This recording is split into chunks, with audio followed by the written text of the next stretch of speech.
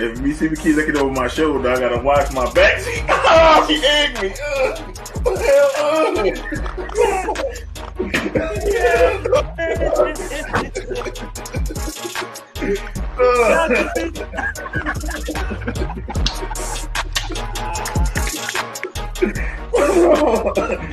Oh, shit all over my Republican jersey. Go get me a towel. Y'all didn't know. Y'all. You fucking owners have handled Judge, gentlemen, retired? Come on! He should have been fired before the fucking season! Joe Judge, quarterback sneak on not one, but 2 times from the fucking 5-yard line!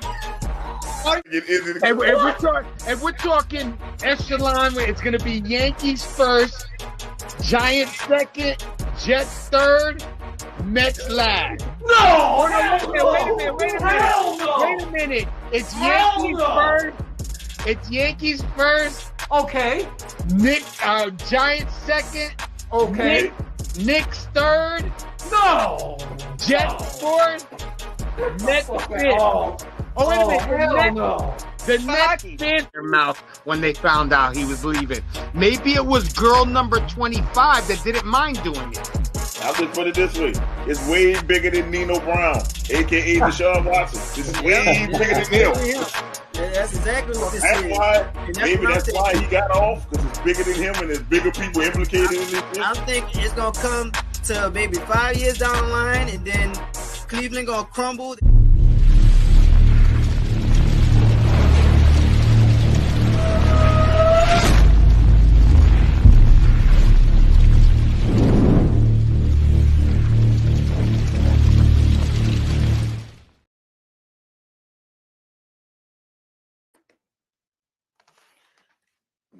Welcome, man. We came on Saturday for our sports show. As you know, I had a wrestling event yesterday, so the show had to get pushed back to today.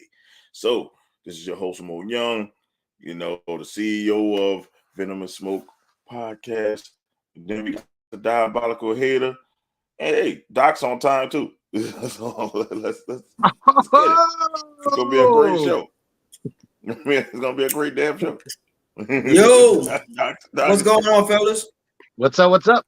Man, what's on Saturday? Different. Still trying to recover. Man, look, they had so much liquor at that thing, that wrestling event. Man, look, I'm recovering. bear with me. Oh man, it was fire though, man. Shout out to Wildcat Sports here in New Orleans for they put on a hell of a banger. It's a banger. Go follow them. It was a banger. And a lot of twerking too, but it was bang. Banger and twerking. Yeah, I seen that video. Yeah, it was pretty. Yeah. And HR got better video than me. My camera saw the tripping. I had to get to upload the videos. So cool. We was in effect. But man, we're gonna talk about this Ja Morant situation. And the dumbest. Is he stupid? I don't know. It's like Ja Morant did not come from the hood, bro. He's not from Memphis. He's from South Carolina. Come from a 2-parent household. Like, dude, you went to the best of schools because of your athletic prowess. Dude, what are you doing? Like, man, that draft between Zion and him is like one is injured and one is just plain stupid. like they talented, but they're not going to be available because one, his body not going to hold up, and the other one, mine is not holding up. It's crazy. I think that his everybody always saying that Ja Morant's the future and stuff like that. I honestly think that that's going through his head. Hey, Eric, you got to forgive me. I had a long day. Don't worry, I'm eating the kids' snacks too over here, man. Hey, so shit, that's what happened. They all right. They all right because, bro, the type of day I had and all this ripping and running I'm doing is hot. It's Oh yeah. It's what degrees we at? We at like 78, 72 degrees. Man, It's it a felt hot like it's 72 80. degrees, bro. Hey, I'm sorry. Yo, But it's 37 I here. mean, wow. Oh See, well. y'all got That's why we flooded wearing weather. short sleeves and you wearing the hoodie. Right. Yep. You know, But and you you see me right, with my Anthony. bucket hat on. I got the bucket hat. Yeah. Listen, But back to you the right Josh though, Anthony. situation. You right. He is. No, he is ain't Papa Cheddar Doc. Bob. He's No, not Cheddar no, Bob. no. He He's is the Papa leader Doc. of the group. He Papa Doc. Yes. Yes, he's Papa Doc. Yes. Yeah, that's crazy. I mean, for my take on the John Morant situation, he already took on this villain role. You know, it was like, you know, these Memphis were these underdogs. We're not afraid of nobody. Like we gonna just bring it to you. Like we just gonna be all in your face with it. We're not like the villains per se that we're saying that we're the anti-hero. We're saying we're gonna go and start mess.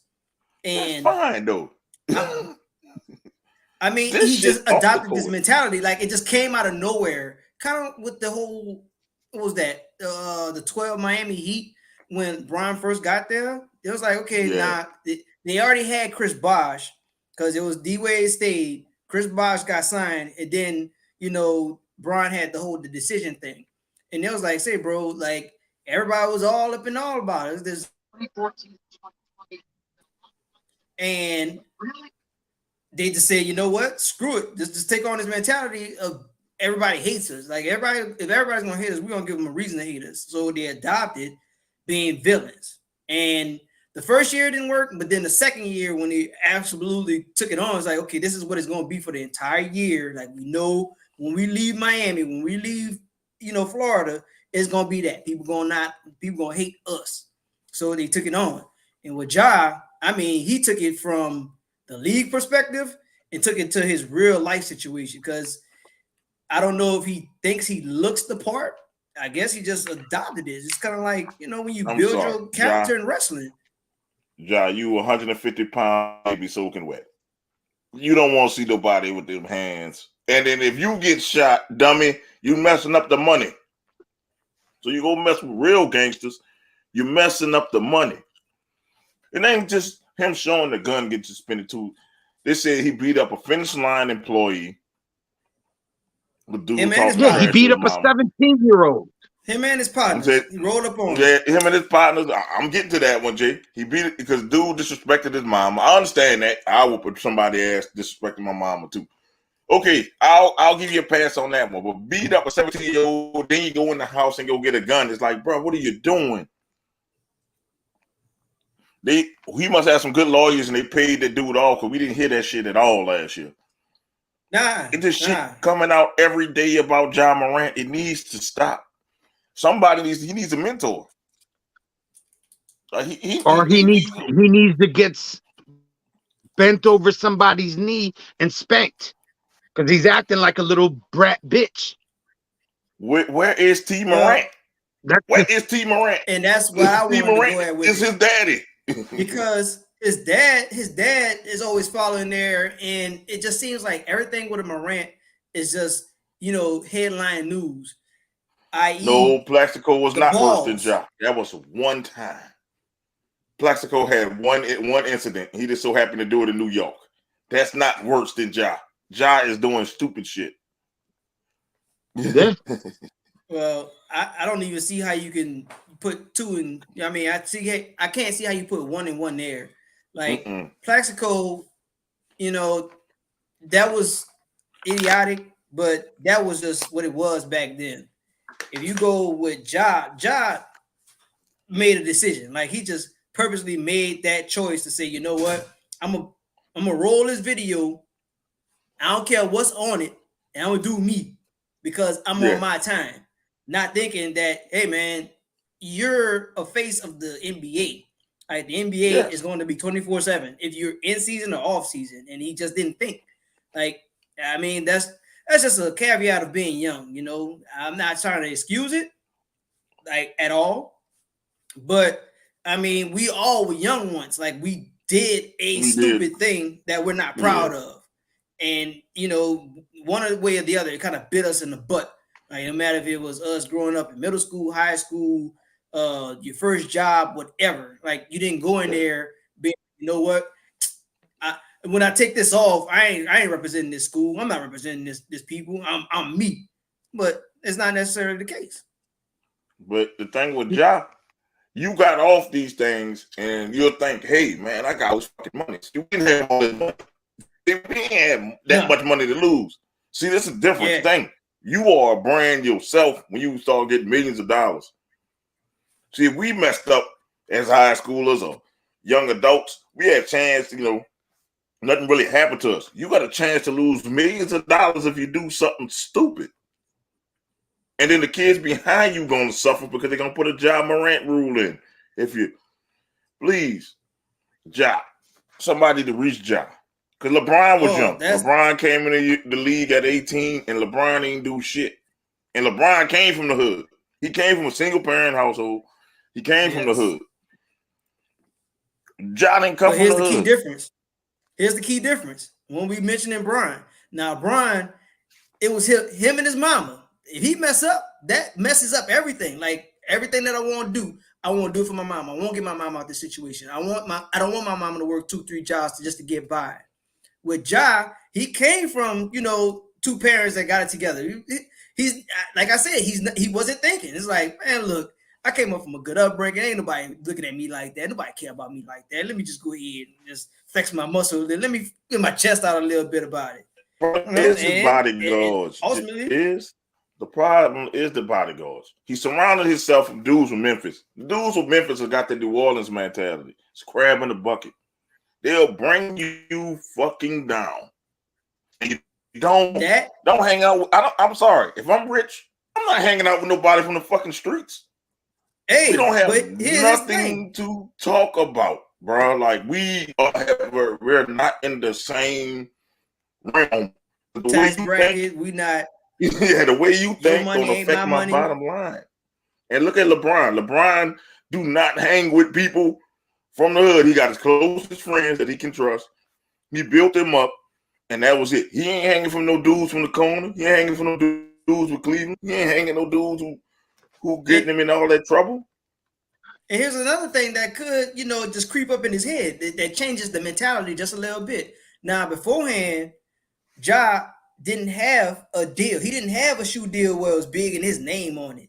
Now he got new money because he got a new money revenue coming in with his own signature shoe. Like, he was part of that process. He's getting the, you know, and he got a Powerade deal. How you like that? And, you know, with him putting the creative mindset behind that, he also getting the revenue from what's going on behind him because his name is involved. He's, you know, one of the, I don't know what they call in the shoe world, but I say like he's one of the producers of that line. So guess what? Now you're a part of that. Like, he gonna get money from that. Oh, I got new money now.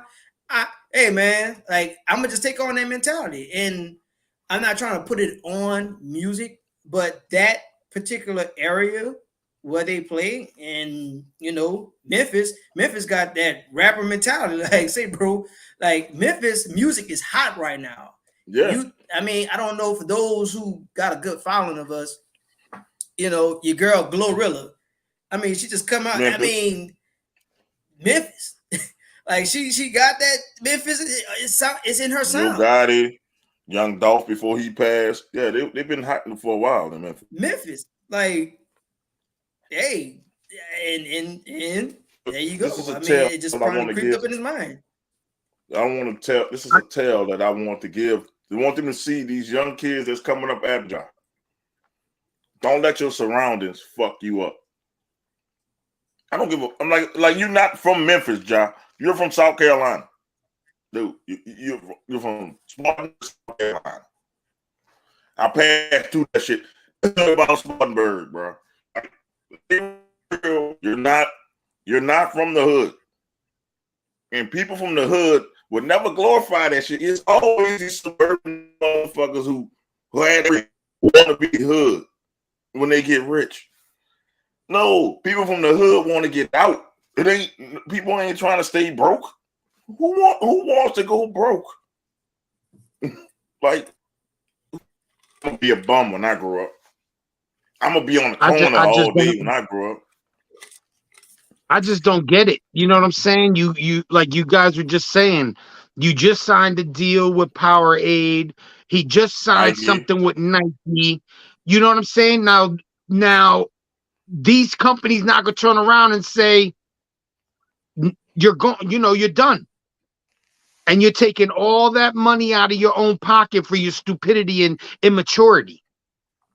Nah, he got a hold of that scissor in fucking Memphis. That's what the fuck he did. He hooked up with the wrong people in Memphis. And I'm telling you, if I'm the Grizzlies, I will cut your ass. If you keep doing it, I would cut my losses. Keep doing it. I'm gonna cut your ass. That's what I would do. Well, they said that the NBA is doing an investigation, so let's see after the investigation what comes out. Ain't nothing gonna happen, Jay. You know why? Memphis Grizzlies, they say, okay, we're gonna suspend them 2 games. That's the end of the investigation. They're gonna say, well, Memphis handed down their own penalty. They're gonna okay. Yeah, but I think a situation like that can't just be dealt with by Memphis. I think the NBA, because that's an NBA problem. You know what I'm saying? Not only does he represent the Grizzlies, he represents the NBA. Yeah, you know what I'm saying? So yeah, they could have given the NBA is a players' league. See, this is the NFL. That's the problem. His ass was done with the NFL. He'd have been sitting down for the rest of the year. It is the NFL, but the NBA and this is something that's probably going to creep up with Commissioner Silver, because it's bad enough that the NBA's image is taking a hit due to players taking off. Now, I kind of agree. I mean, I don't agree with them taking off, but I do agree with shortening the season. Like, there's no reason to play 82 games. Like, no, you gotta be kidding me, Eric. No. These guys don't even play the full season as it is. Yeah, you know what I'm saying? They're sitting down. People are, you know how much a season ticket is for I get all that. For any team? Man, NBA is not. There's no way 82 games. That's crazy. If they shorten the NBA, people are gonna stop going to the games. You know what I'm saying? People like the fact that it's 80-something games and you get to go see them a certain amount of games at home. And if your team is good, you get to see them in the playoffs. To me, it would be ridiculous. That's what I want to allude to. I want more playoff games. I want less games that don't matter. Because even back when it was, Bad Boys and it was, Larry Legend and it was, Magic's League. Like, some of these games just didn't matter. Like, let's just say, for instance, let's just throw out a hypothetical. Charlotte back then versus, I don't know, the Washington Bullets. Like, I could probably name a few players off that, but I mean, I'm not really dying to be like, you know what, damn, I need to go see that. Like, some of them games just don't matter. Like, instead of playing these dudes 3 times or 2 times, hey, you played them once, hey, good, you're good to go. Like, they need to at least play twice. When it's your own conference, yeah, play them games. But when it's the opposite conference, when it's a conference, at least play twice. You got to give. It was it was the Western Conference, the Eastern Conference. You got to give them at least a game to go to each home so people can see them. Man, like, that ain't fair. Just switch it around in the seasons. That will be my answer for that. Nah, they got to at least give them 2 of those. You can shorten them playing each other 4 times. We don't need to see them motherfuckers play each other 4 times. You can shorten that to 3. Yeah, but that's what you get for the playoffs. About it's all about revenue. It's all about revenue. If you're playing a shorter season, you're not making enough money to pay these $100 and something million contracts. You know what I'm saying? It's all about making money. So I don't think that they would shorten the NBA season. Well, shorten the season, and if people can't hack it, they can't hack it. Like, just think about this, Eric. So you will be in New Orleans in the Western Conference, right? Right.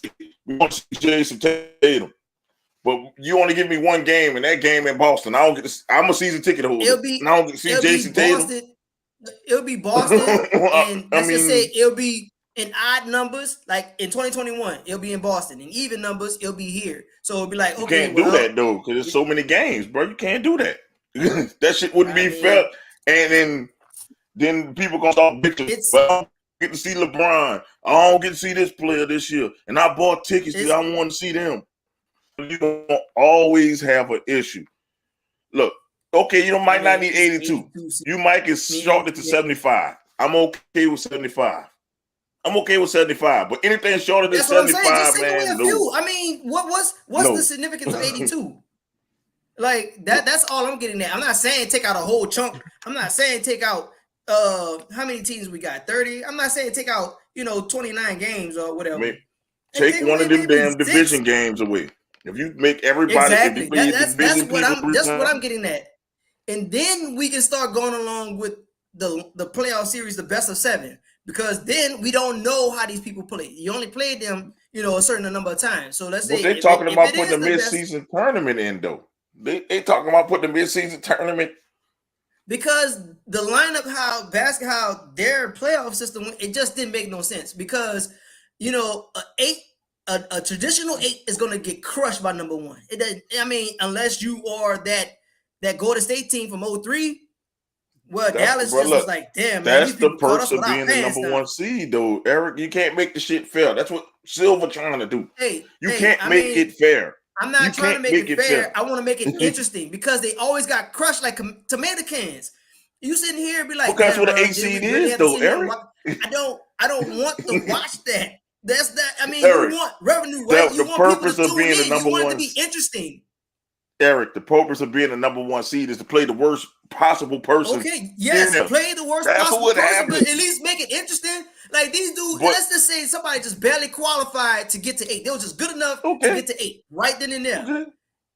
Then they killed themselves getting there. So they killed their best player getting there. Now you got a bunch of scrubs while all these dudes sitting here polished. It's just like, you know what? Well, it is the best of 7. Made a best man win. Fair. Knowing good and well these dudes ain't gonna put up a fight for nothing. So I'm gonna just sit here and watch 4 games. That's just you don't have to watch flat. it. Watch exactly. The other it's your choice to watch it or not watch it. We're talking about money and revenue, right? And we're talking about money and don't revenue. Watch it. But it's your my money just because it's in my your town, decision whether you want to spend the money or not. It's your decision, Eric, whether you want to spend the money or not. If you don't want to spend the money, stay home. I mean, that's just look, Eric, it's fans of the 8 seed, though, Eric. Eric, it's fans of the 8 seed. So they gonna watch it anyway. Okay, they got fans. My team got in there.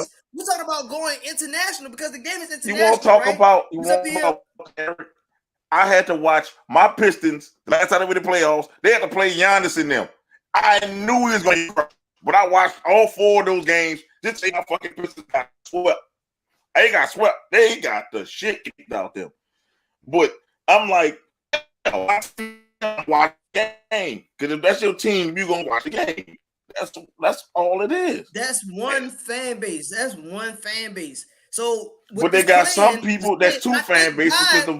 That's 2 fan bases because the 1 team gonna watch it too. So it's at least 2 fan bases, and you're not counting everybody else that might watch. You think prime Golden State? Let's just throw a hypothetical out there. You think prime Golden State would play? I don't know. 2 years ago, Sacramento Kings before they got good. You think them people gonna sit there and watch that if they're not at the playoff game themselves? People watch People don't care about that. People like, watch playoff games, man. People don't watch regular season games. Competitive against us. Cause look, you remember the Seattle Supersonics was number 1, and they lost to the was the 8 seed, and it was trash. So it can happen. Like it can happen. That's why they got the play-in tournament now. You play your way in because all you gotta do is get hot. And that's and for those who really want to be there, you want to earn your spot, kind of like what the Pelicans did last year. Hey man, we was 10. Nobody gave y'all a chance to win 2 games. Nobody gave the Pelicans 2 games. Nobody. Now with that logic, with your logic, Eric, because you got to win a bet. Because whoever's 8 and 9, you have to win the best of 2. So, okay, well, you survived this one. Now you got to play whoever lost up. Why you need to do a best of 7? They need to go back to the old format when that shit was it was a best of 5 for the first couple, and then it was a best of 7 at the end. Do not do that. That's just cut that. That don't make sense. That don't make sense. I would go back to the old way. It don't make sense. If that's the old way, if you do it the old way, then just let 8 be 8 and then make it the best of 5. I'm okay with it. Then that makes sense that way. Because, like I said, you're gonna get completely crushed unless you catch these people off guard. You catch these people with their pants down. If you go 3-0, it's over. Fuck it. You don't need to see the 4th game. If somebody go 3-0 on you, it's highly unlikely on up in the road. It's still the best ball game. Call that shit. Skunk that shit in the first round. Skunk that shit. It gotta be something. I get what Andy's saying. It's like, why do they sit through somebody get the shit kicked out of them like the Nets did last year? The Nets would get the shit kicked out of them. Why do we need to watch this? Like, say, bro, like, why are we dragging this out? Like, now we got to switch it around. We got to catch plays, go out there. It didn't make sense. Like, if it's 3-0, and your team is not competitive, uniform format. Kick it. Keep it all uniform. Keep it all uniform. 4-4-4 or best of 7, 7-7-7.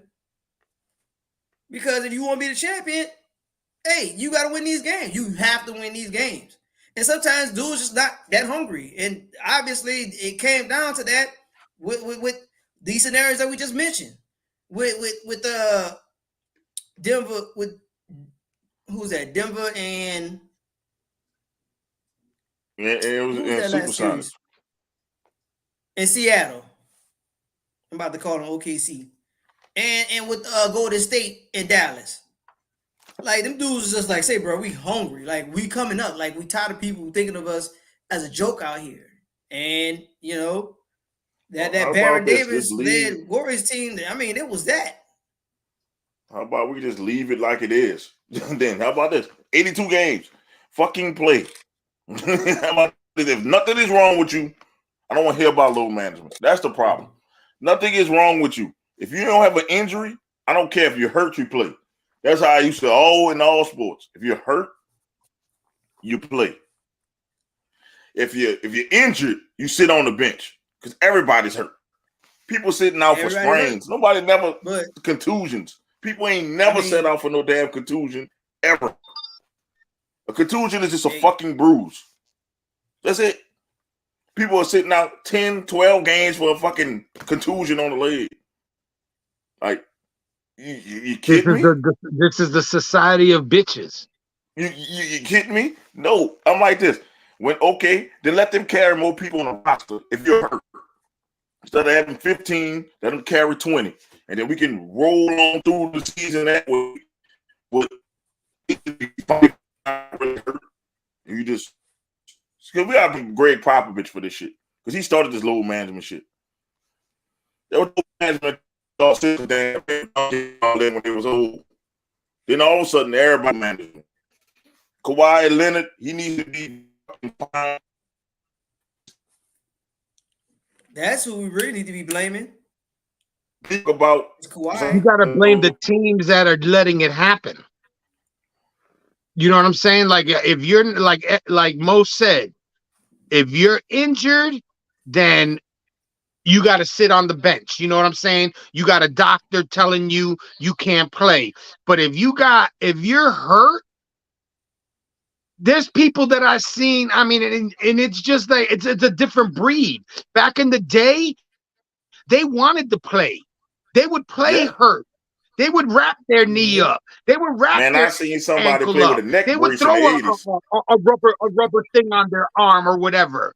They would play. These guys nowadays are being catered to and making entirely too much fucking money.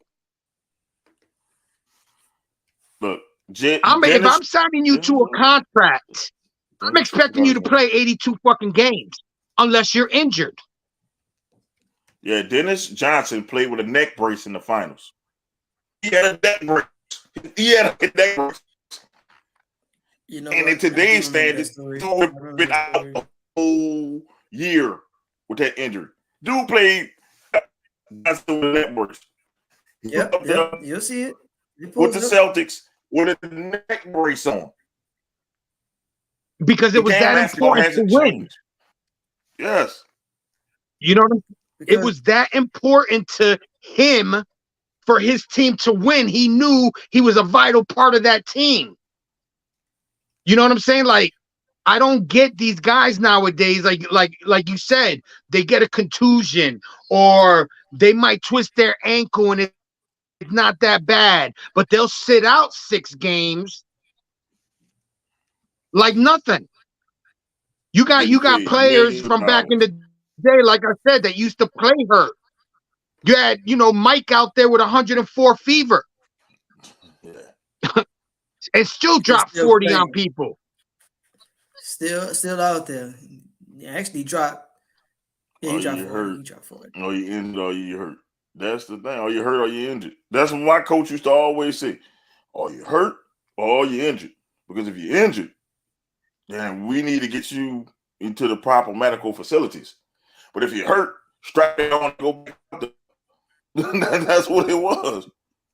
Dude, when I was younger, I twisted my knee and I strained my ACL. I dropped my pants in front of the whole football, the people that were watching the game. And they taped my knee up and I finished playing that game. Nowadays, you stub your toe and you're out for 6 to 12 games. I can't blame LeBron, man. Like, that ain't LeBron, because LeBron been playing until year 17, 18 without injuries. He played all 82 for a long time. That ain't LeBron. Yeah. I blame LeBron for a lot of shit. I blame Pop and Kawhi. They came in the same coach. You know what? I'm not even gonna say he's the last of them, because there's been 5 players, with the exception of your boy who just got traded to Brooklyn, who has played all 82 games. It's like 5 players. Is talking about Mikal Bridges is one for sure. Yeah. The only game he couldn't play is when he got traded. The only one is because he didn't have no control over it. He didn't even know he was traded. Like, he has not missed a game. Well, that's not load management. If they're injured, I don't count that as load management. That is called you just injury prone. Load management is, my knee is swelling up after playing the game, so I have to sit down the next 3. I can't play the one tomorrow. Yeah, man, you better put some ice on that bitch and go. Like, I have a bone bruise, so I have to sit down for the next 5 games. Like, really? Put some tape on put some tape on that bitch.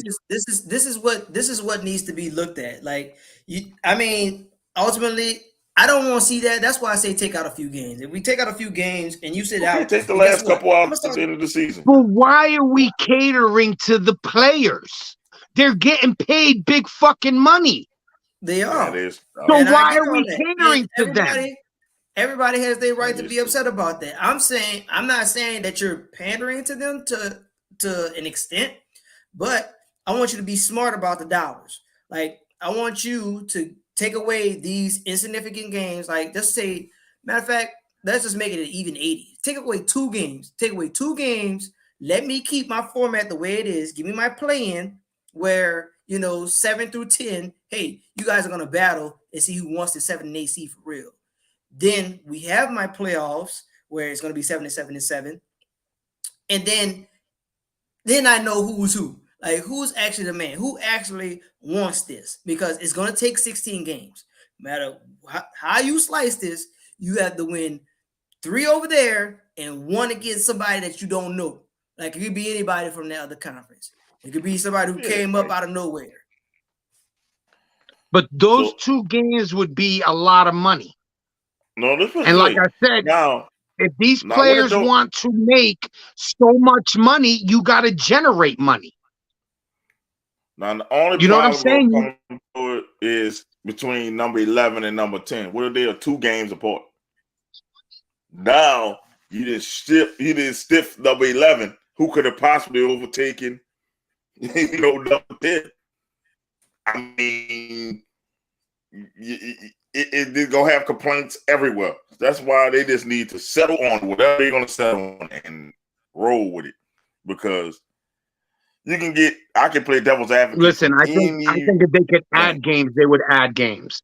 Yeah, that's what I think they want to do. They want to add I games. think that they would add games because it generates more money. You're gonna watch it on Nobody TV, wants a so they're gonna baseball need the season, though. television contract. You know what I'm saying? You're gonna go to the stadium and you're gonna see it at the stadium. That's just how Would it you is. start the season and expand the playoff, extend the playoff? Well, that's what I think. I think that's what the play-in comes in at, because 1 through 6, they're already in. We don't care. That's why we got the extra games from with the play-in. With the play-in, let's just say in that scenario, oh man, look, we had a chance to get there. Well, if you wanted it that bad, you'd have won your seasons, you'd have won your games earlier. Now, the way that your position falls, either you're in that spot where you could go in the play-in or you're not.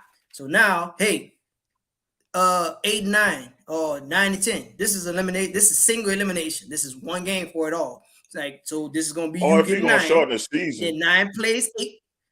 Whoever played out of 7 and 8, whoever won, you're 7, 8, you're still alive. But now, guess what?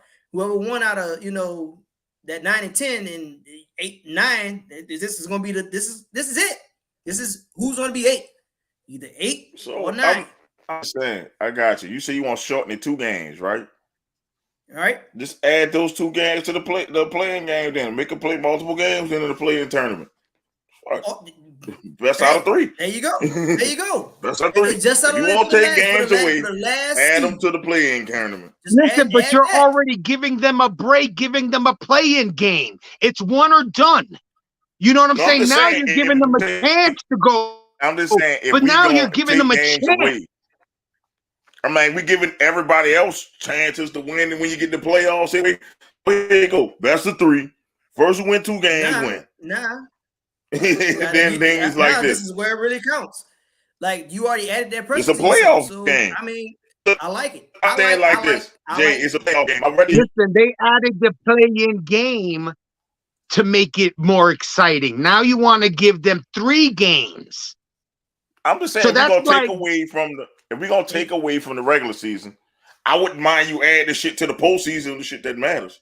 If you're gonna take away, you got to put that shit somewhere else. Then they'll get the same amount of revenue. Put it towards the play-in tournament. But let us see. Let us see what you do with more games to win. Who knows? I think or even more, add 11 and 12. Shit, but I think it's more exciting for the NBA for it to be one game. You either win this the whole game playoff one game, or you don't. Here you go. Make the whole playoffs one game then. Let's see how exciting they go. Making a fucking 32-team tournament to see who wins. They didn't have to. They didn't have to make that playoff round. They didn't have to do that. It was because the West. What happened was the West had teams. That's why they made the playing games. The West had teams that was over 500, and the East had teams that were below 500. So they wanted to make it fair, because that's what Adam Silver does. He tried to make shit fair. So he was like, you know what? We'll put the playing game to placate those ones who you might be a 10th seed, but you really in the East you would be a 6th seed. So let's have a playing game. That's how that shit came about. The real reason he put that playing game in is because of Zion. He wanted Zion to be healthy enough to carry the team into the playoffs that was going to generate revenue when we had that bubble season. And Zion, as per usual, said, you know what? I ain't up for the task. I'm hurt. I don't know how to control his body and mind. But I put 20 it was a team that was the 10th seed, but was like over 500. And it was like, and they got knocked out the play. They didn't able to go to the playoffs the year before they did. They wasn't even able to go there. They were pissed off. But they're like, well, we're in the East. If we was in the East, we'd be like a 4th seed. So that's when they start talking about, let's do a play-in tournament. And then they did the shit for the bubble season in the bubble. They had a play-in tournament. And then it was like, it's like this. Adam Silver got to stop making it be fair. Even with the All-Star game, we can't, we got to pick the reserves first because we don't want the reserves feelings to be hurt. Who gives a shit? You an All-Star. Who cares? Whether you're a reserve or you start, you're an all-star. You're an all-star. I mean, you are the top or top 5% of the league, top 1% of the league, if you want to go like top that. crop. Top of the crop. So you the bottom of the top. So fucking what? It's gonna say all-star. It ain't gonna say you got picked last. Who gives a fuck? Listen, if you want to make the playoffs, first of all, you play all the games that you can, and you play to win. You know what I'm saying? If you don't make the playoffs by one game, you suck by that one game. You know what I'm saying? And he makes it to cater to the feelings of these players that, you know, why did he have to cater to Zion? You know what I'm saying? Like, what makes Zion the right guy? But yeah, but he catered to the wrong person because the dude can't stay healthy. It ain't even that. I mean, no one. Evan Silver is a player's person, so he just on the side of the players. And what's going to happen in this next CBA? A lot of shit about to change. Them owners about to fight back. Oh yeah, because they spending too much money and having these. Look, I'm even for this for the load management. Man, like we at work, we got to use PTO. You got to have a number of PTO days. Now, if you get an injury that's, you know, you can't do for the rest of the season, then that's different. But if you got all these little knick-knack injuries, PTO days, you got a number of injured days, well, hurt days. I'm going to say hurt days. If you're injured, that's different. We got a number of hurt days. And if you run them hurt days, you got to bring your ass to work or get fined or something. You got to bring your ass to work. And that's something that I want to get on. So not only would you hit them up for the money, because you already kind of changed the rules with flopping, for instance. If you find that you're flopping, then you're gonna be fined. You're gonna be fined for that.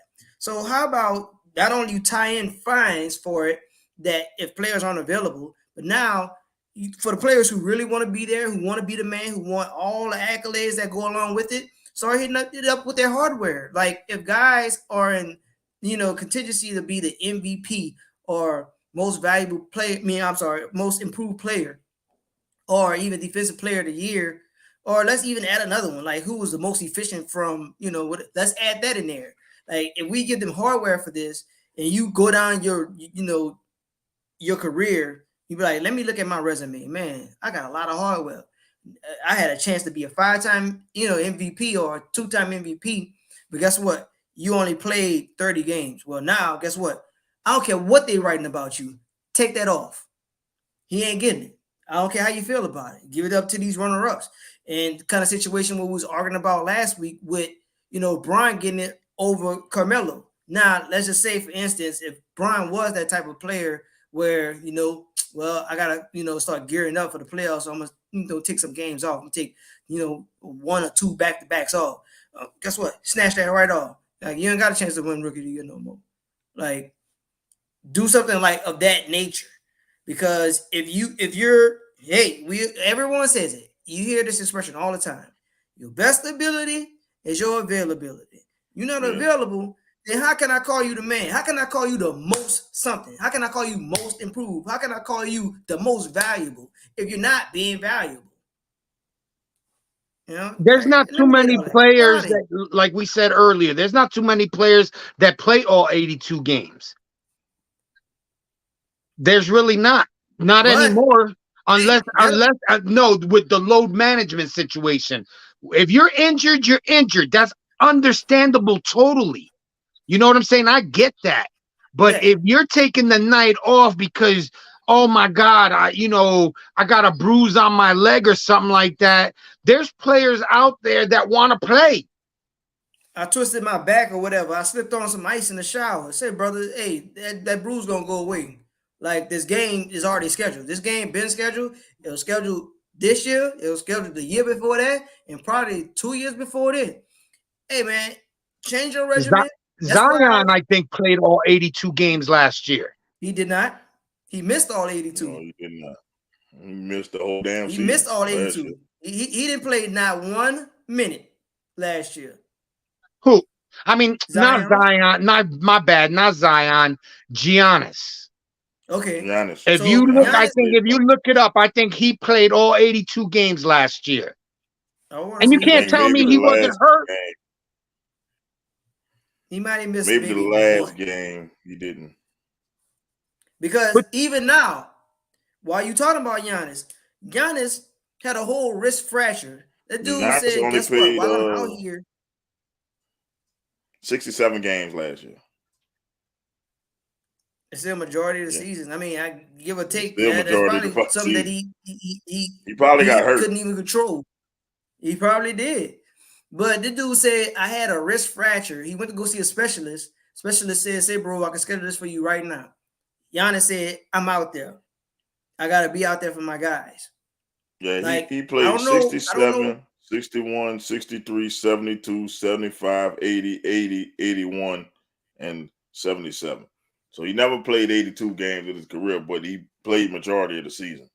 He plays majority of the season. So, I mean, and you see the kind of work, you see the work ethic he has. The dude's a dog out there. You're a dog out there. You see how he works out. Clearly, it didn't, it shows as a physical manifestation over the time, because when Giannis came in, Giannis was almost as small as AD in college. Like, now you see him now, like, that boy.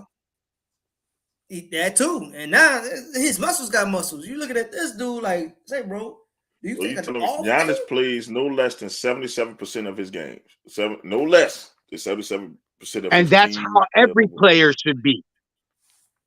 That's not counting playoffs, because he never That's playoffs. how every But player. regular season games, his lowest was 63 games. So I did it in 76%. 76.8. So rounded up 77%. Start finding them. Start taking the money away. You want to do something? Get the hint then. Take their money. Take the accolades away from them. Kawhi. Now, then, who are you then? But I think what Mo said is right. I think that when the collective bargaining agreement comes up again, I think the owners are going to fight back, because they're paying these people so much money, and these guys are all faking some type of injury. Now, you know what I'm saying? Let me tell y'all Kawhi's. Like, he played the game. I don't know how he missed all 21. So he's scrapped. Yeah. Just watch that. He played 52, 57, 60. And that's the 60 was his championship year with Toronto. 9 was San Antonio, 74, 72, 64, 66, 58, 64. This dude is nowhere near. This is to say y'all say people saying he's like this great guy. This dude barely be on the floor. And San Antonio was most time he played. Since he left San Antonio, the most games he played was 60 in Toronto. And gets paid one of the biggest paychecks. 60. And that was in Toronto. The most games he played for the Clippers was 57. And the checks still roll in. I bet you 57 games. He hasn't missed a single game check. And I bet you a single game check is 6 figures.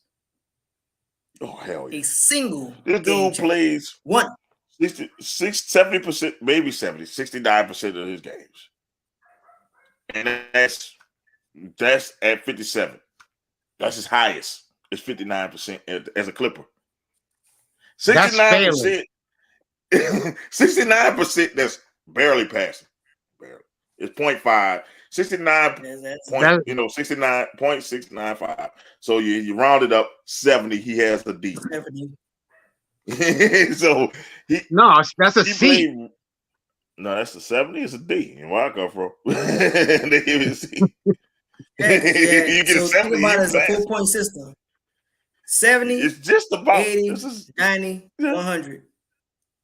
Something about a C, or barely a C. Barely a C. We're gonna round up and give him that C then.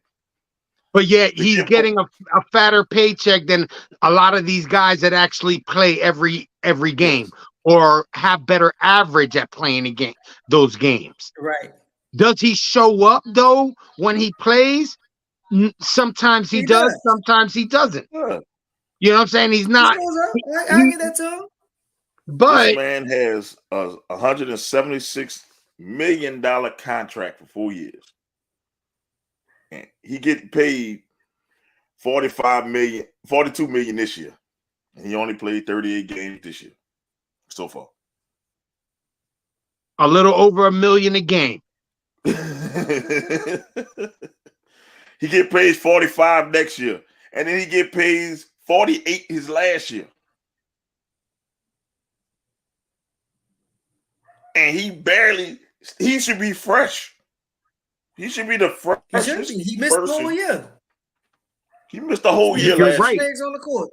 He should. So he got paid $39 million last year. He got paid $39 million last year and didn't play a game. Come on, people.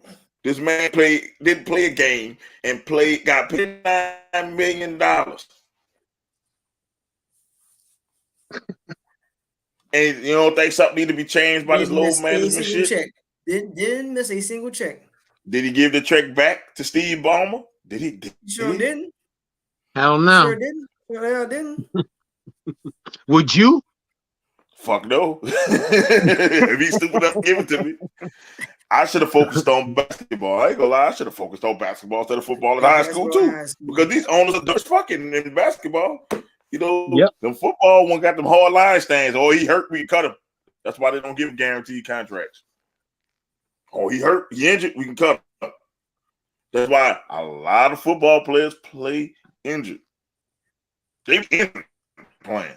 I saw Phillip Rivers play with no ACL in his knee, trying to win the AFC Championship game. Yep. And we got people sitting out for bone bruises. No. Bone bruises, dehydration. Back in the day, you broke your hand. You know what I'm saying? You broke your hand. They put a cast on your shit, and you played the next week. If you break your hand, you need your hands to shoot in the NBA. But if you break your hand, they're sitting out the 6 weeks. I seen motherfucking Kobe. I brought this up last week. I seen Kobe get his finger dislocated, that it was sideways like this. And they snapped that bitch back into place, and he went right back on the floor. Anybody else would have went in the locker room crying. Well, this way, if you broke your hand, right? You got another hand, you better lay that bitch up lefty.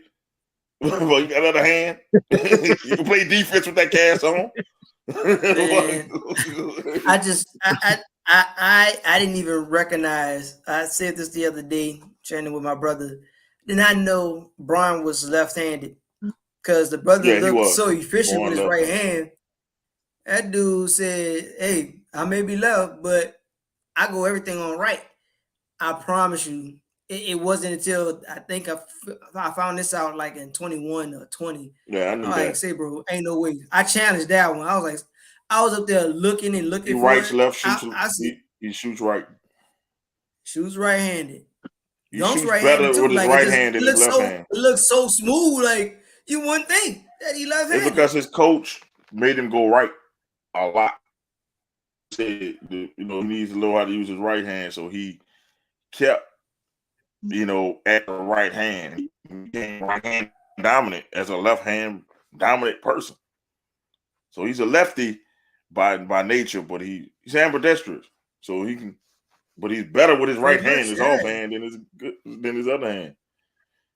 I got a friend that's the basketball coach in Alabama, and he makes his players play with their non-dominant hand so they'll get used to it just for in case they need to use that hand. You know what I'm saying? He already knows they can shoot like righty or lefty, but he makes them use the opposite hand in practice so just for in case you're in a situation like on that. The same page. Man, you on the same page, Andy. If you break your hand, we got other shooters. Play defense. Get your ass out there and play defense. Exactly. And I mean that's you missed. That's what Kawhi Leonard is known for. That's a lot. It's just missing. It's just not there anymore. Like defense isn't a thing anymore. Yeah, we can roll on the next subject. That's cool. No, it flows right perfectly. JJ Redick says the 90 stars will have no chance against today's. He's crazy. And Dominique Wilkins told him how to put him in the blender. That's basically Dominique Wilkins would have put that boy in the blender. That's what he said. JJ Redick. No. Did you hear what Cooper from the Lakers said to him? Oh yeah, he said he'll lock him up too.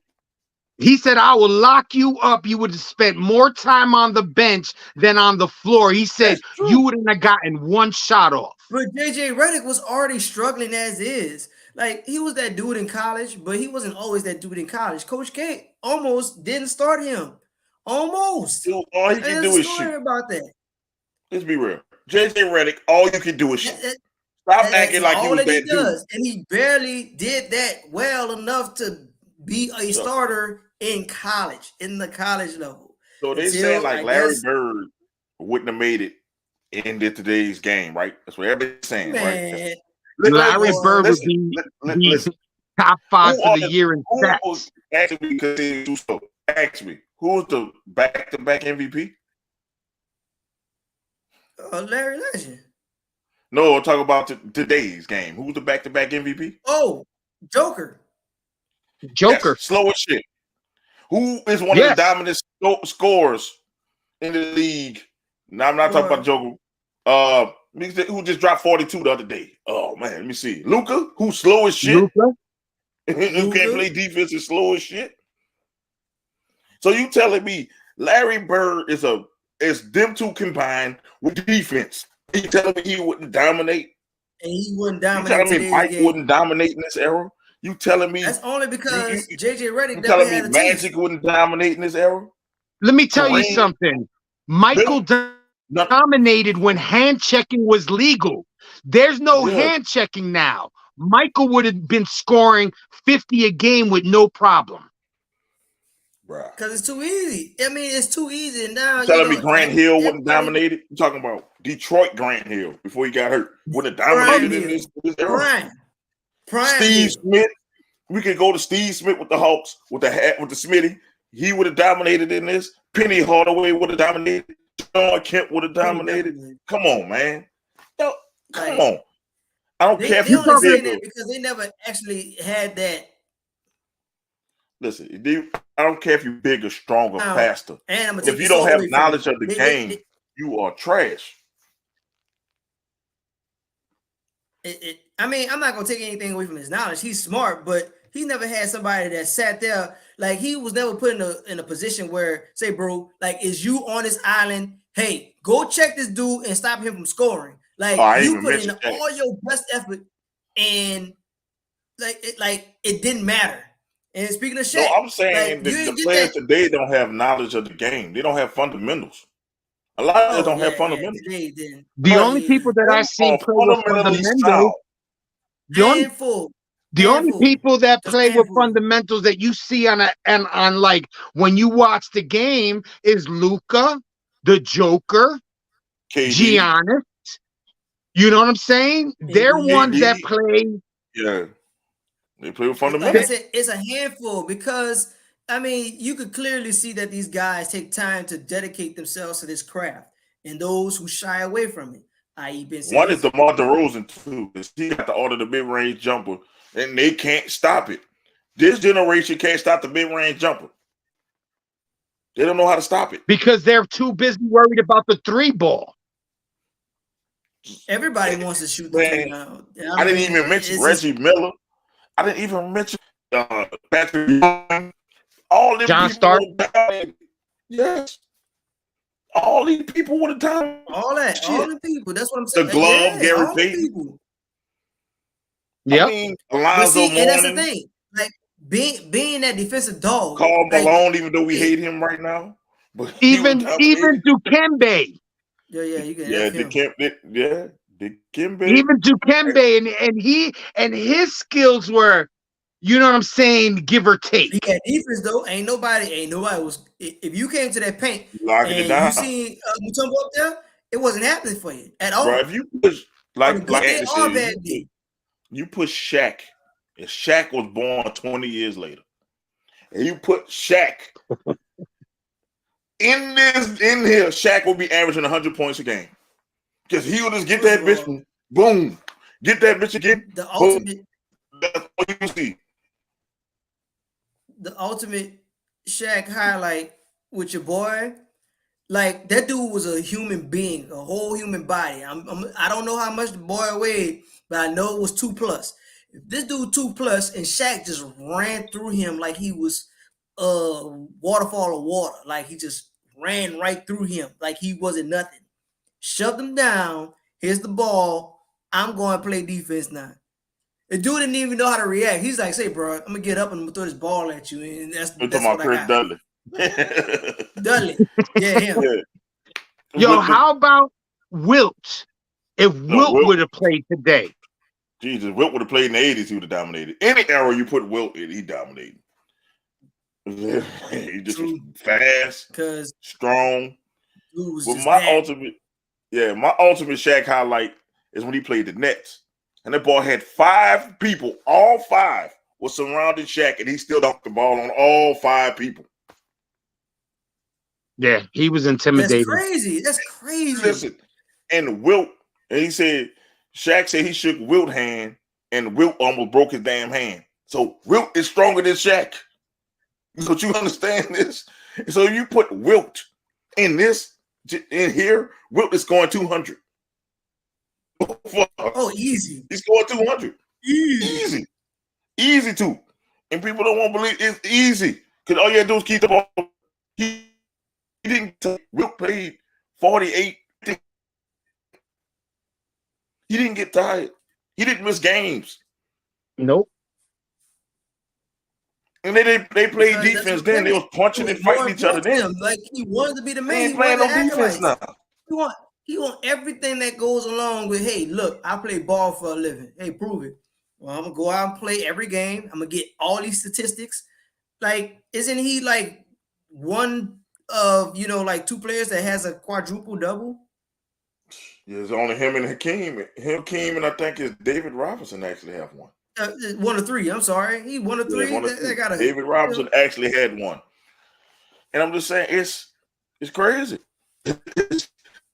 Wilt was putting up, Wilt had 30, 50-point games in the season. Yeah. And you put Wilt, and that's not even a 90 star. That's like he's a 60s, 70s. 60s, 70s. Yeah. You put him and Bill Russell, my God, nobody's scoring in the paint and nobody's stopping them. My God. But, like everybody right now, buddy, hey, look. You want to team up? Like, hey, man, like wherever we land, and let's just go, But if Yao Ming came in today's league, I'm telling you, Yao Ming came in today's league, Yao Ming would dominate because nobody could cover him. Who could cover Yao Ming today? I mean, Dwight Howard dominated for a while in this era, the LeBron era, and he had no offensive skills. All he can do is run and dunk. And he dominated. I mean, he dominated the paint.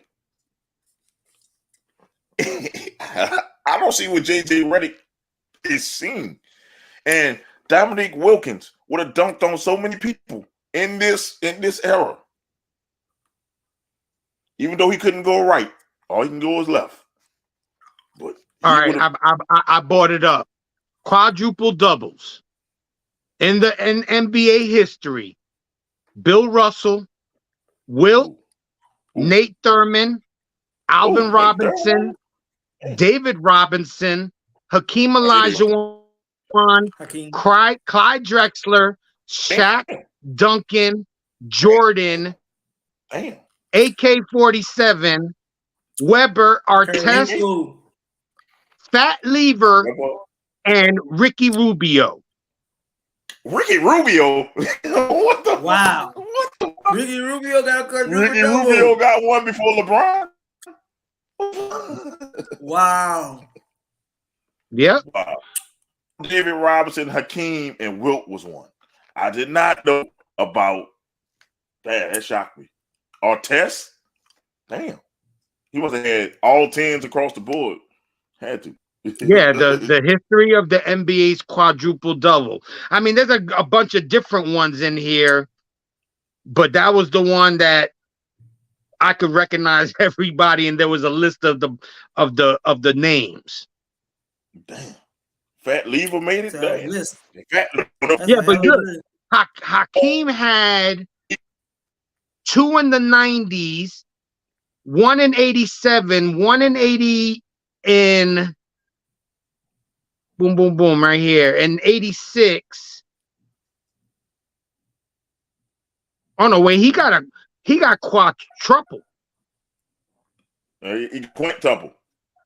Or quintuple. Yeah. Hakeem was the man. Yeah, King got a quintuple. Yeah, Dream was it. Dream was it. Shit, how many people got a quintuple? It might just be him. Shit, it might be him and Will. Let's see. Let's see here. A quint. Oh no, wait a minute, because like I said, I'm seeing blah blah blah blah. Got it. I don't think he got quintuple. No, it says I don't know why they have that. It was a meme that I looked at. They're saying there's only four NBA players who have recorded a quadruple double. Quadruple. Yeah, okay. That's 4. So I mean, you got 4 quadruple double. So it's Nate Thurman at number 4, Alvin Robertson at number 3, Hakeem is number 2, and David Robinson was number 1. Mm-hmm. Yeah.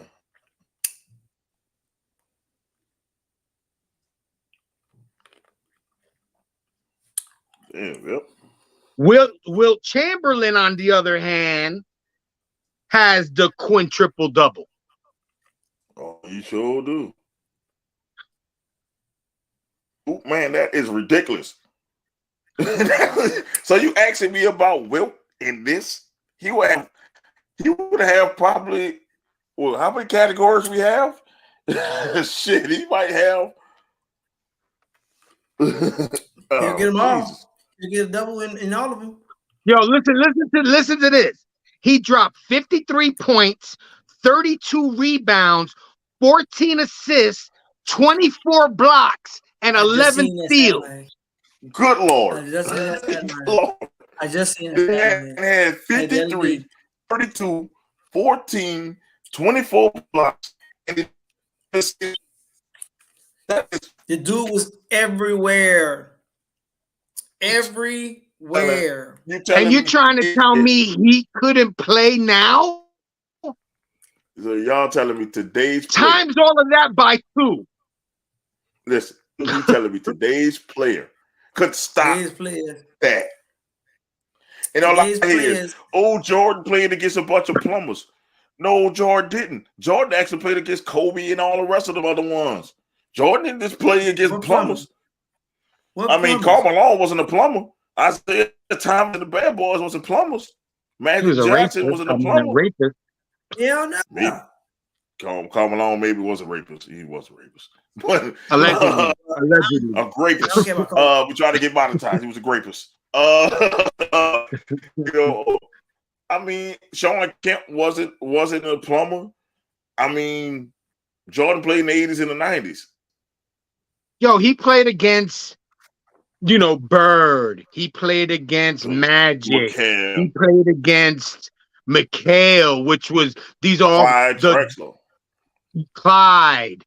He played against Joe Dumars. He played against Barkley. He played against Isaiah. Those players right there, the ones that I just named, if they played today, they would all be dominating in their spot. Isaiah would be probably the top. Him and Magic would be going back and forward. Yeah. Now, I ain't talking about what Deion said on the interview, talking about what he wants. What he wants, and Deion wants a different type of lineman. He wants his offensive linemen to come from 2-parent households like John Morant. Yeah. And he wants his defensive linemen to come from single-parent households. Because single-parent households, supposedly, you're more aggressive. You're more angry, exactly. So he wants his defensive players to be killers. He wants his offensive players to be smart. Yes. And know their job. I wouldn't have said that out loud, but it's Deion.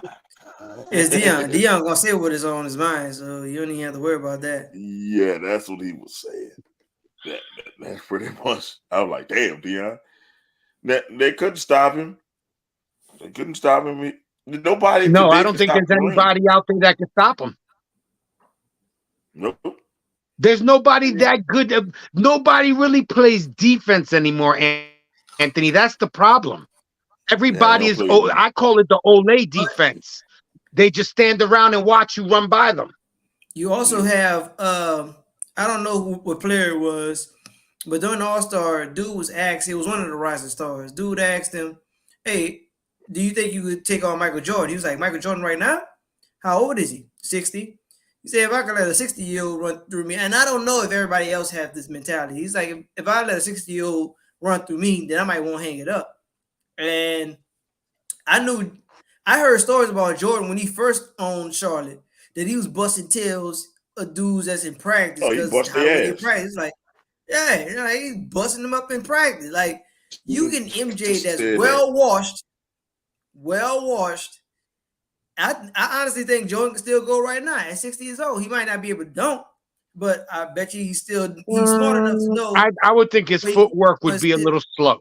Well, spots so. Like this, Jordan can give me 10 minutes right now in this league. He give me 10.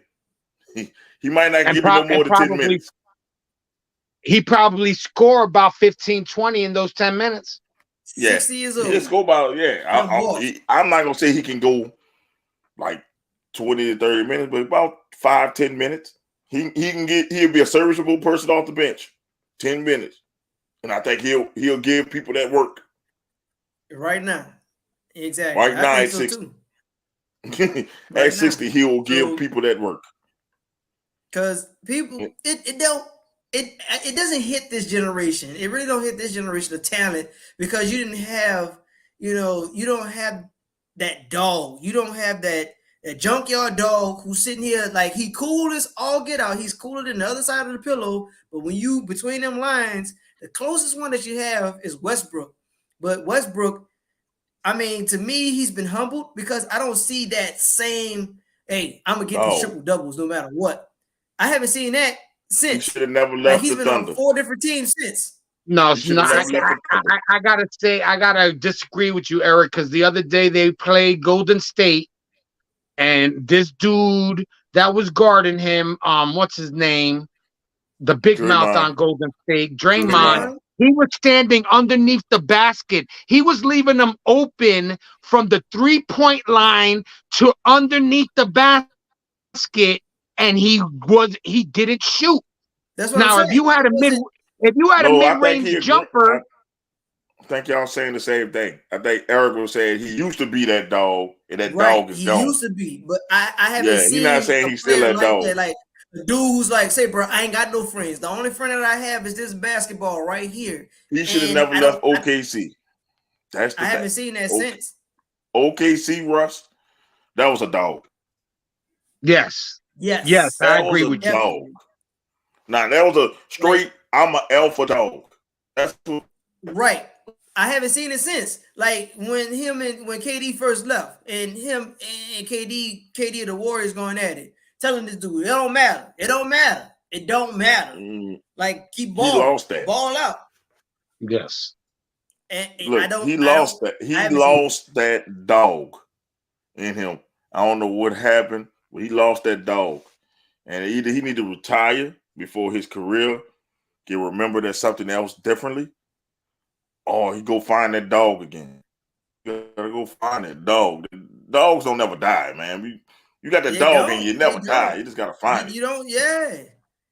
I mean, and that's what I'm saying. You just want him to stay in Washington because you're a Wizards fan. He was a dog in Washington too. He was a dog in Washington too, though. I can't. He picked some shitty teams: Washington Redskins, fucking Wizards. He's from the area, man. Come on, he's from the area. Damn, there's other teams. There's other teams in that area. You a Jets fan, Jay? You was a Jets fan for a while, Jay. Come on, man. Hey, Izzy's a Mets fan. Izzy going through this right now. He's a Mets fan. Oh no, Izzy salivating because the Mets have built that roster up. Let's just see if they took out the choke from the Mets. And we got Their him here to problem is yell. they choke. I talk shit about Izzy right now. He here to yell at us right now. Oh well, that wasn't our fault. He decided to go back to the Thursday show and not stay with the big dogs on the Friday the Jets show. do have a ring, bro. They have a ring. Yeah, we do have a ring. 60 See? what? Yeah, 60, what 69. Broadway. 69. Broadway Joe bought him a ring, man. They bought him a ring. So he okay, man. Everybody on this podcast, NFL team got a ring. One ring. We 2 rings. 2 rings between us. Hey. It works. It works.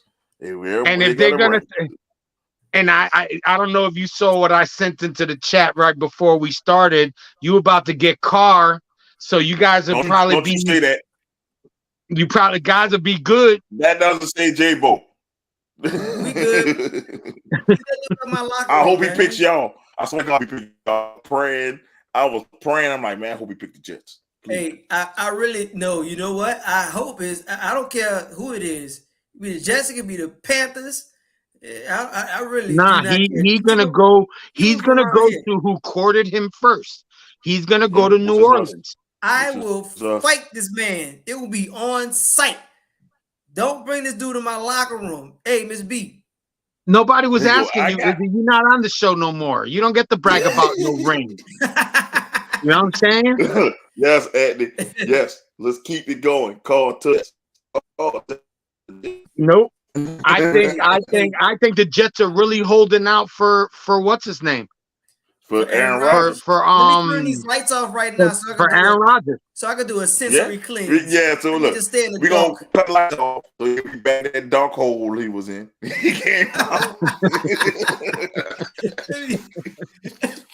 Let me do a sensory cleanse because making decisions is way too hard for me. Sit in the dark for 4 days. I mean, look, I don't know if I would want a car more than Rodgers now, because if you got to go into a deep dark hole to make decisions, man, look, but I see it this way. Aaron Rodgers, we know, can play in the cold. Carr supposedly has problems playing in the cold. So that's why Carr would do better for you guys. He does. And I also followed up with your post. I followed your post with a post I found on my own. Well, that my dad sent to me. My dad sent to me, and I'm going to read it in entirety since I just sent it. So you have Derek Carr has led the NFL in turnovers and losses over the last 5 NFL seasons. That's he also had 80 turnovers. Lowest ranked defense. That's 80 turnovers, 26 fumbles lost, 54 intercepts. That's 45 losses. It's tied with Matt Ryan. Yeah, but you can't put that all on him. You got to put that on the Raiders, who built a team around him. Look at his quarterback rating since he's come out. He's been a top quarterback. It's the players around him that are shitty. I'll put it this way: the Raiders also have been having like the 32nd ranked defense for the longest. So some of those turnovers might be on coming back. So if we have to get Derek Carr, then I'll have to be behind him. God bless him. I'll have to be behind him. But I don't. I just hope. If not, you're going to get stuck with Andy Dalton again. Listen, J-Bo is not going to start for your team. If they both stay, Andy Dalton will be your starter in week 1. J-Bo will not be starting. Andy Dalton.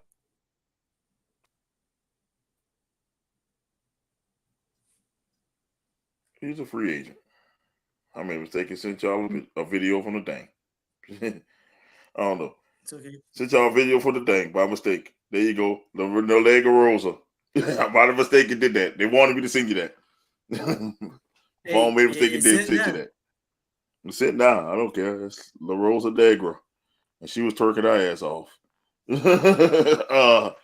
I saw her the other day on some wrestling show. She beat I think it was NWA or something like that I was watching the other day. Yeah, she beat Taya Valkyrie or some shit like that. Oh, she's very good. But back, we see they go Carr going to Carr coming to us, man. I just don't know. But it's better than I've been watching the NFL Combine, and Anthony Richardson just ran a 4.4. He's big as they say. He's big as a line as Hassan Reddick, tall as a 4, about 240, and he's throwing right now. He's throwing right now, and man, dude ran a 4.4. And he said he jumped higher than Odell Beckham. So, and that's, man, you just don't see. You're not supposed to see that. My God. So this dude, balls to the Saints. I would not be mad that we have a project as a quarterback. Just go ahead. We met with him. We one of the people who met with him. If he falls to 29 some kind of way. I think you have more pressing matters. I would use Carr as a bridge quarterback. Let him sit behind Carr. Let Carr get beat up until he ready. So you're going to use your first round pick on a quarterback that's not. I mean, I get it, but your first round pick, you don't think he'll fall? He's not going to fall. That's a wishful thinking. But we need a quarterback bad because Carr would not be the answer, bro. Like Carr would not be a long-term solution, man. Like, if we win a Super Bowl with Derek Carr, that would be the best. I would do a whole show dedicated to Dennis Allen and how I was wrong about how stupid she is. I would do a whole show dedicated to that. If we won a Super Bowl with Derek Carr, you got to get a Derek Carr jersey. I would rock a Derek Carr jersey. I would put. I would put his picture in the background and say, "We love Derek Carr." I would tell you, I'm a Carr head, man. I look, we be going in there, we be good. It ain't happening. I'm holding out. I'm holding out because Lamar Jackson ain't signed yet. Well, they got until the 7th to do it. Yeah. So when is the 7th? You want Carr Wentz? I will take Carr over Wentz any day. Oh, hell yeah. I will take a ham sandwich on French bread over fucking Carson Wentz as my quarterback. Don't you understand? I will take Uncle Rico from fucking Napoleon Dynamite over Carson Wentz. Not I will Uncle take Rico. HR. I will take HR, and she can't throw a football a mile. But I will take my wife over Carson Wentz as a quarterback. And I guarantee you she'll have less turnovers and more passing yards than Carson Wentz today. How did his stock fall so quickly? Like, because he was trash. For my eye test, he never passed the eye test, even when in college. I'm like, why everybody got this guy? Why does it seem like everybody's in awe of him? Even when he was in Philly, everybody was like, he's playing. He got these numbers to support it. And my eye test looking at Philly, it looked more of the team coming through and making sure that he doesn't look bad than him being the most valuable person on that team. Like, you don't see what you see with Josh Allen. You see if Josh Allen goes down, then so will the Bills. Yes. I never seen that out of Carson Wentz. Ever. And I'm looking at this, Anthony Richards next Cam Newton. I will take that. Cam Newton was MVP of this league. He was. Prime Cam, it's weird to me not seeing him. He took a bunch of bums to the Super Bowl. Yeah. Prime Cam took a bunch of bums to the Super Bowl. 15 wins. 15 NFL wins. They were all Cam. That is not easy. That man had 15 wins. I will take that. If he turn into the next Newton, I will take it. And what happened to Cam Newton? To be an MVP and not to be in the NFL at all. The shoulder injury messed up his arm strength. But wait till the second round to draft Hooker or wait to the fourth. Look, Stetson Bennett had a hell of a hell of a day today. I didn't know Stetson Bennett can throw the ball that deep. I didn't know he can have that much. People are talking that he could be a first rounder. People are talking about Stetson Bennett being a first his Stockton rose. I watched him throw. His Stockton rose, bro. He looked like a gamer. So, hey. It's just his problem is he's 25. And that's the only thing. Like, bro, you already there. Like, Whedon? Remember I Brandon remember Whedon? him. He was like 27, Brandon 28 Whedon when win he the came out. Heisman? Yeah. He was about to win the He didn't win it, but I think he was going to win the Heisman. And he was 28 years old. But you didn't spend all your prime in college. You spent all that time in college. No. That's my I think you're ready, problem bro. with Stetson Bennett. I think you're already a 25. grown man. He's the same age as Lamar Jackson is now. And Lamar Jackson has the MVP. MVP, been in the league for years. He's 2 years younger than Pat Mahomes. And that's gonna be your rookie. And you're gonna be a rookie. This man already got 2 Super Bowls under his belt. 2 Super Bowls, 2 MVPs, 2 Super Bowl MVPs. Hey, yeah. You already behind. You already behind the 8 ball, brother. That's my only thing about drafting Bennett. He's too old. He's too old to be starting off as a rookie. But I mean, it's good that his stock is rising. He has a potential to be above a 4th rounder because I think they estimated at first projected him to be a 4th rounder. So, I mean, by all means, make your money. Make your money. Get out of Dodge. That's what I'm all about. I want to see you win. I don't want to seem like I'm the hater. I'm not the resident hater here. Yeah. We already got enough hate. Top right corner. Yeah, man, you the resident hater. It's in your name. Yeah. Look at your name tag. Literally says diabolical hater. Like it literally says it. but man, I'm not making this up. I'm just saying, Stetson Bennett looked like an NFL quarterback. In college, I just thought he had a lot of talent around him, and he got that clutch gene in him. So that would be a good pick. But the age is the only thing that will make me hesitant to spend a 1st round pick on him because I saw Brandon Whedon come his ass in there and it didn't grow. And they tried it, and the experiment didn't work. He stayed 28. Like he came in at 28, and that was it. Like we done here. Hey, bro, it ain't gonna work for you. Cleveland fucked up on that quarterback shit too. Cleveland just fucking up on quarterbacks. That's what they do. They fuck up on quarterbacks, and it's like this Lamar situation. Like Lamar, pay the man what he worth. I really don't think they think he's worth all that guaranteed money. Dude, he's worth that. I mean, we know he's this. Worth that. You know what I'm saying? We know he's only 26. Hey, he's got an MVP under his belt. Yeah, he just turned 26. About the Ravens situation because their GM is getting airtime. Like your GM really should not be heard of. Unless you actually follow the team.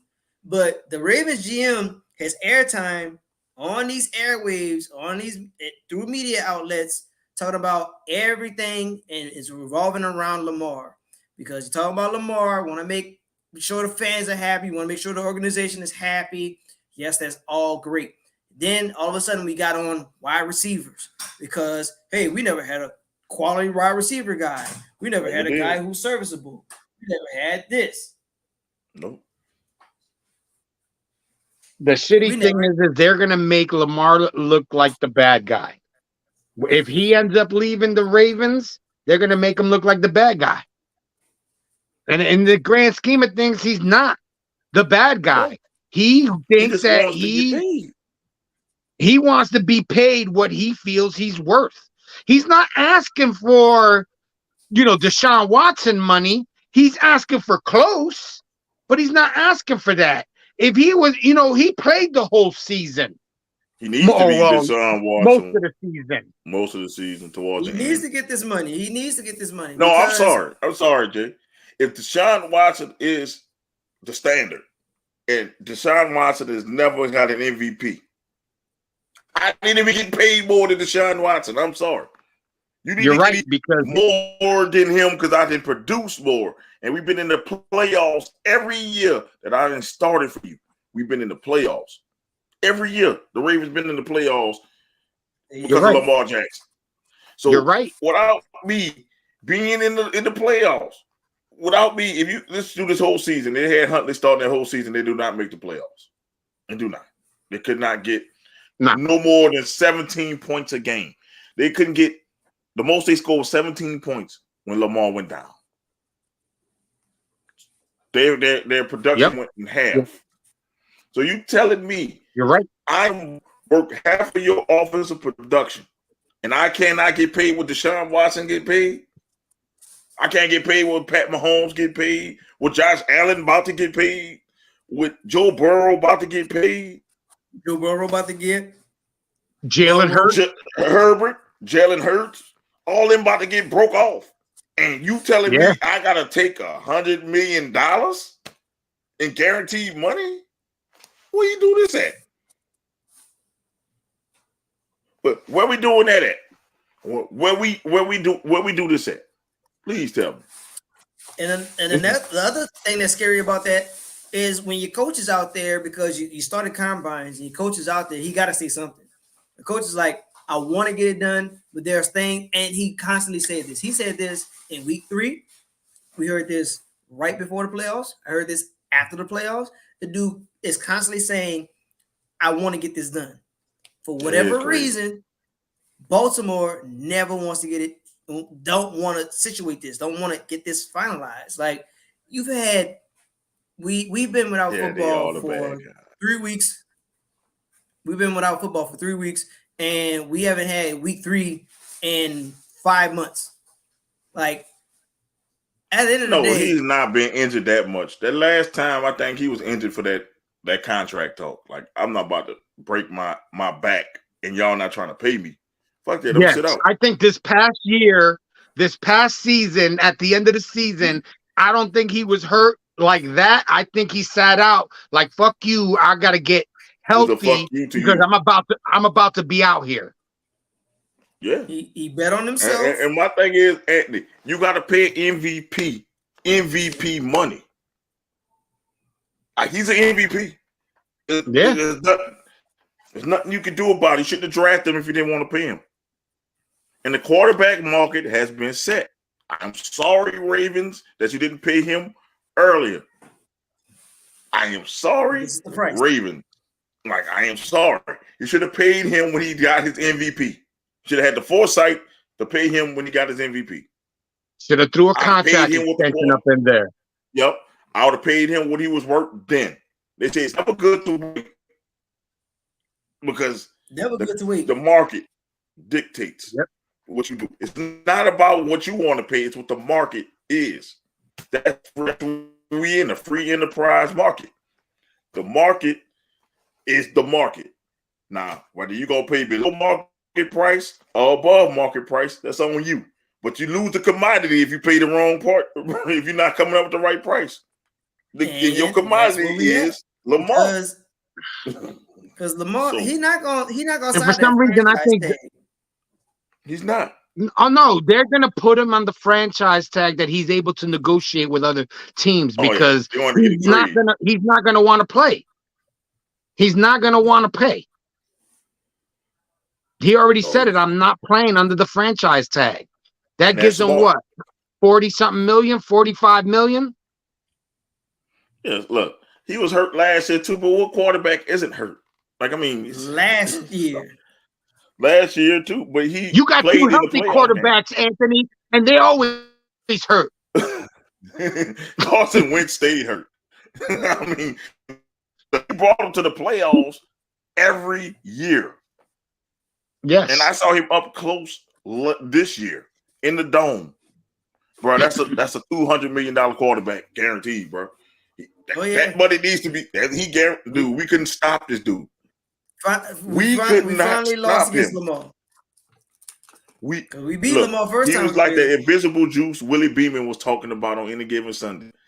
Dude, we couldn't touch him. I mean, I'm being honest. And when we tried to stop the run, he threw that bitch a mile, and we got blown out on Monday Night Football. Dude, it was painful watching. Good Saints defense team.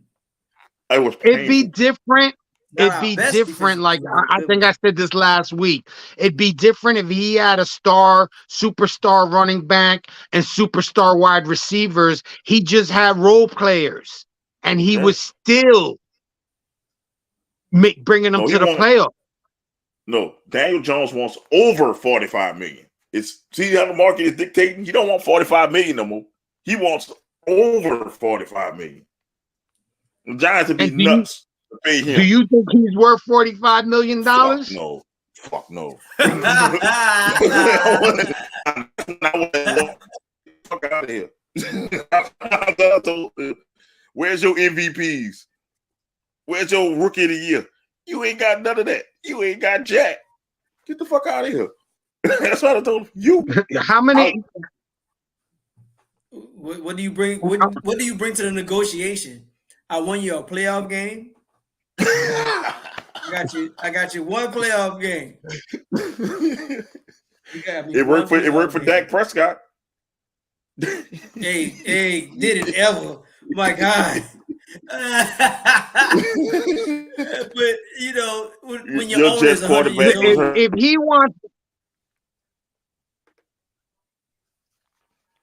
Running quarterbacks don't last long in the NFL, but he can throw.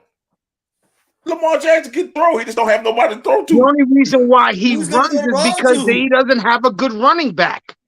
They don't have a good running back. They don't have they traded him. So listen, the dude has to pull the ball down and run it because they have no receivers getting open. He's throwing to Rashad Bateman and Devin Duvernay. That's his top two receivers. And at one point, them dudes wasn't serviceable. Like them people were hurt. Come on, man. Come on, Andy. They wasn't even suited up. Come on, Andy. This guy wants over $45 million a year, Daniel Jones. His first year, he threw for 3,200 yards. His second year, he threw for 2,400 yards. His third year, he threw for 2,900 yards. And his last year, he threw for over 3,000 yards. That's not. You're not worth $45 million doing that. Most quarterbacks give you those numbers. Down, up in a little bit. $45 million, right? You got to be having 4,500 yards or more for that level. Yeah. I mean, and or an MVP level season like Lamar. You got to have MVPs or are you talking about 45 a year? The Giants paid this fool $45 million a year. I am going to laugh at Izzy every time he comes on this show. On the other show. Since he ain't gonna be on this show, since he traded himself, every Thursday, I'm just gonna bust out laughing. That's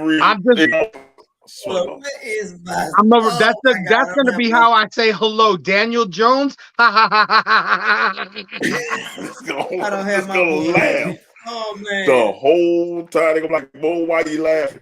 Because the Giants paid Daniel Jones over $45 million. He might be worth 35 on a good day. Him and Derek Carr in the same boat. Okay, I'll give you 35 million. Because that's what the market dictates. Nothing more, nothing less. You ain't getting 45. You ain't getting 40. You ain't even getting 36. Nope. You're not even getting 35 and a quarter. You're getting 35 or under.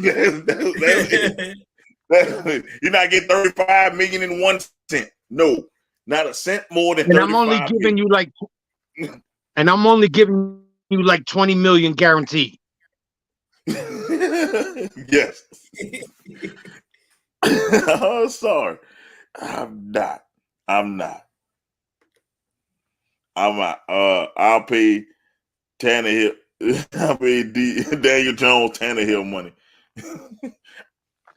He a little better than Tannehill. Tannehill is tragic. I don't know what happened to him. Tragic. Rumors is that they closed to a deal for Daniel Jones. If they pay Jones, they tagging Barkley. If they lose Barkley, they're going to see why Jones was a bad idea. Yep. I hope they don't do that. Come on to the Saints because Alvin Kamara is going to be gone for the whole year next year. He might be doing some jail time. So, shit, come on to us. Barkley. We can use. He's not going for the whole year. I won't give him the whole. No, I'm He just go half of saying, it. dude might be doing jail time, man. Shit. I'm like, shit, this shit is bad. I saw the video. I said, this shit is bad. Oh, the video did come out. I didn't get the chance to watch it though. Dude, they beat the shit out that dude, man. And Alvin Kamara didn't have to do it. The other dude whipped his ass first. Kamara coming there last. Nick Kamara came in. So yeah, Dude, you want disrespect? That brings me back to the Ja Morant shit, bro. Y'all are millionaires. I'm not touching nobody. My people gonna touch you. Hey man, your money long. Look, they're gonna eat the man. charges for me. I'm gonna bail them out. They're gonna eat the charge for me. Don't worry about it. Do work like your boy Varnell Hill. Snooki, do work. Varnell Hill. That's what you need to do. Do work. Yep. I'm not touching nothing. Look, my hand's gonna be in the air while they whooping his ass. I ain't touch a damn thing. That's my bodyguards. I paid them to protect me, and he was trying to come at me. My hands are in the air. But these youngsters, they don't know how to do it like the old time people. The old time people had people who did work for them. You don't mess up the money. The money don't get in the fight. Nope. And you got people who put in work. Put in work. Who don't mind going to jail? Then that's when you surround yourself with somebody like that. Look, dude, I don't mind going to jail. Look, I'm gonna knock him out. Right? Yep, that's it. That's it. That's it. Cool. Like, but don't do like Giants surround yourself with too many of them. You just need one. You just need one who's not scared to go to jail. I mean, Chappelle in the Lost Files. Chappelle in the Lost Files says, "Say, brother, I pay you $50,000 to hold me down. Now, brother, hold me down. Yeah, hold him down, boy." Anybody who let the money get into the problems, they not your real friends. Cause them back in the day, they be like, "Hold up, slow down, bro. Sit your ass down. We got this." You don't let the bag get in trouble. No, you don't fumble the bag. Look, tell the bag, look. Drank you a margarita while we whoop this dude ass. Sit down. Get this. As a matter of fact, we're gonna go whip his ass. You stay here. Yes. You know what I'm saying? Him around the corner. No part of that. You ain't gotta be no part of that. If you don't want to watch, look, we'll take him around the corner. Go ahead. We'll take it. Look. I don't get it. I don't get why we have so many dumb athletes today, bro. Like, it's this dumb. Like, you are the money. You are the enterprise, bro. You are the brand. What are you doing street level shit for? Don't see it like that. They don't see it like that. Even a big drug dealer. That's like if we go out. They didn't fight. They didn't see big drug dealers fighting in the club. You bumped into one of them, they smiled at you. They ain't touch you. Nope. One of the soldiers did. One of their soldiers got you. It wasn't me. Yep. I smiled at him. That's if we went out. That's if we went out and there was a problem and you got into the fight, you get arrested. You know what I'm saying? Is he supposed to jump up in there and do something? You know, throw an elbow, a flying headbutt, or something? A drop kick? Nah, it's all messed up. Nobody mess with the money. You out the picture. The money. You the money. Like, I don't get this. They watch all these crime films, these youngsters. They talk about Scarface, talk about all this other stuff. Once he became the man, Scarface didn't touch that shit. He got other people to touch him. New Jack City, same thing with Nino. Nino didn't touch shit. Man, I mean, y'all watch all these mafioso movies and don't learn the guy did not touch anybody. He didn't touch He didn't touch anybody. Man, look cool, man. Let me get in on that. Yeah, look cool, bro. But what you doing? You can't mess with the money. Like everybody eating off this one this plate right here, bro. Money. Let Eric bring the money, and I'm the security. I'm like, Eric, man, go play with your kids, bro. I got this. Don't worry about it. If you want to see, you know what I'm saying? If you want to see it, nowadays everybody pulls their phone out. I'm gonna be recording. Look, I'm gonna send it to you. I'm gonna send you what I did. So look, I'm just saying that I don't get it. I'm dumbfounded, a little bit angered by it because it's a lot of. It's like these young athletes just don't think. No. People gonna think me corny for mentioning this show, but to me it was low key lit. Malcolm in the Middle with the Commandant. Commandant, when the oldest son used to mess up, like, oh, y'all feel free to thank this guy when I leave. Yes, and he'll turn around and dudes would be like, all right, so you want to get us in trouble, huh? Now we about to tighten old boy up. He got NWA security. Exactly. They used to do work. The boys used to do work. The APA. They must think they got APA people too. Farouk. Man, look, I'm just saying. Listen, for all my young athletes coming up who watch the show, look, get people around you to do your work. You don't do the work. The money. You the money. I don't know if he is. I'm just put it this way. Hell no. Look. Ryan Tannehill's last contract, Daniel Jones, you wouldn't pay him this. What was it? 4 years, $118 million. You trying to tell me Daniel Jones is worth that?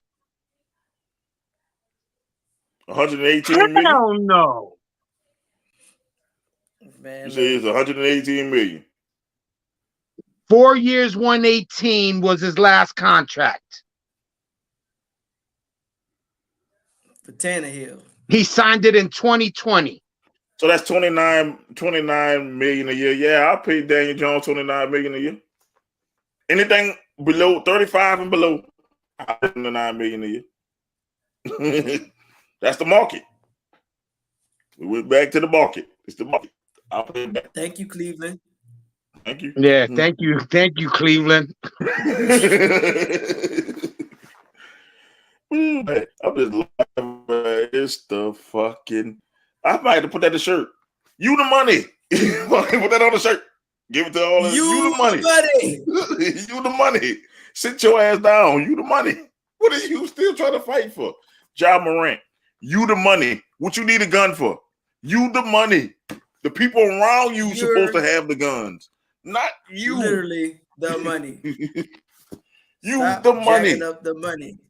Jesus Christ, man. My shit is, listen, during the season, keep your ass at the hotel. Keep your ass at home. If you want to go do crazy shit after the season, then fine.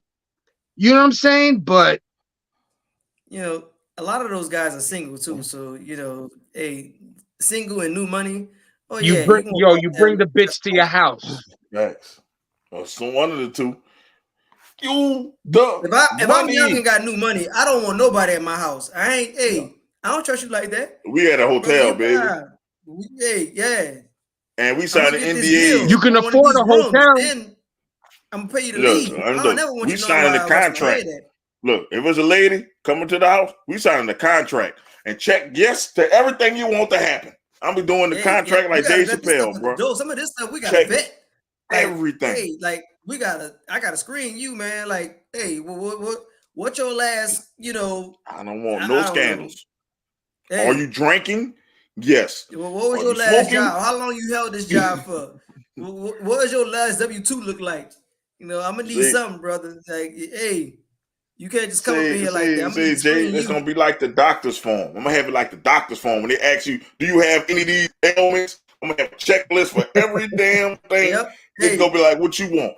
I say, look, you smoking in here? We doing it. We doing everything. Anything you check, no won't happen. You didn't got, and I want your signature, and I'm gonna get that bitch notarized. It's gonna be notarized, so it's record. I'm gonna have a notary on that. Like, hey, look, it's a gamble. If you trying to come after me, hey, if you win, you win out. If you lose, covering my ass. Boy, hey, look, I got enough to cover expenses. Yo, I'm going R. Kelly's route. I'm putting cameras up. He's even cameras up. Make sure the camera have audio. Don't put the cameras up like they be having in like the hospitals and shit with no audio. Then the shit be looking all like you doing. They be like you doing shit. She say, "Don't make sure your camera have audio." You can't Use some Google Nest cameras to have audio, so you can hear the audio. Look, I'm about to prove something. You ain't about to just leave me out here like that. Oh man, there's a couple other things. Man, your boy just gonna have to wait. The one I'm supposed to be going on Cybermania and Friends in a minute. But Jake Paul. Go off. Oh. Jake Paul. He got his ass whooped. Now his brother up there trying to talk. Oh, we gonna handle that.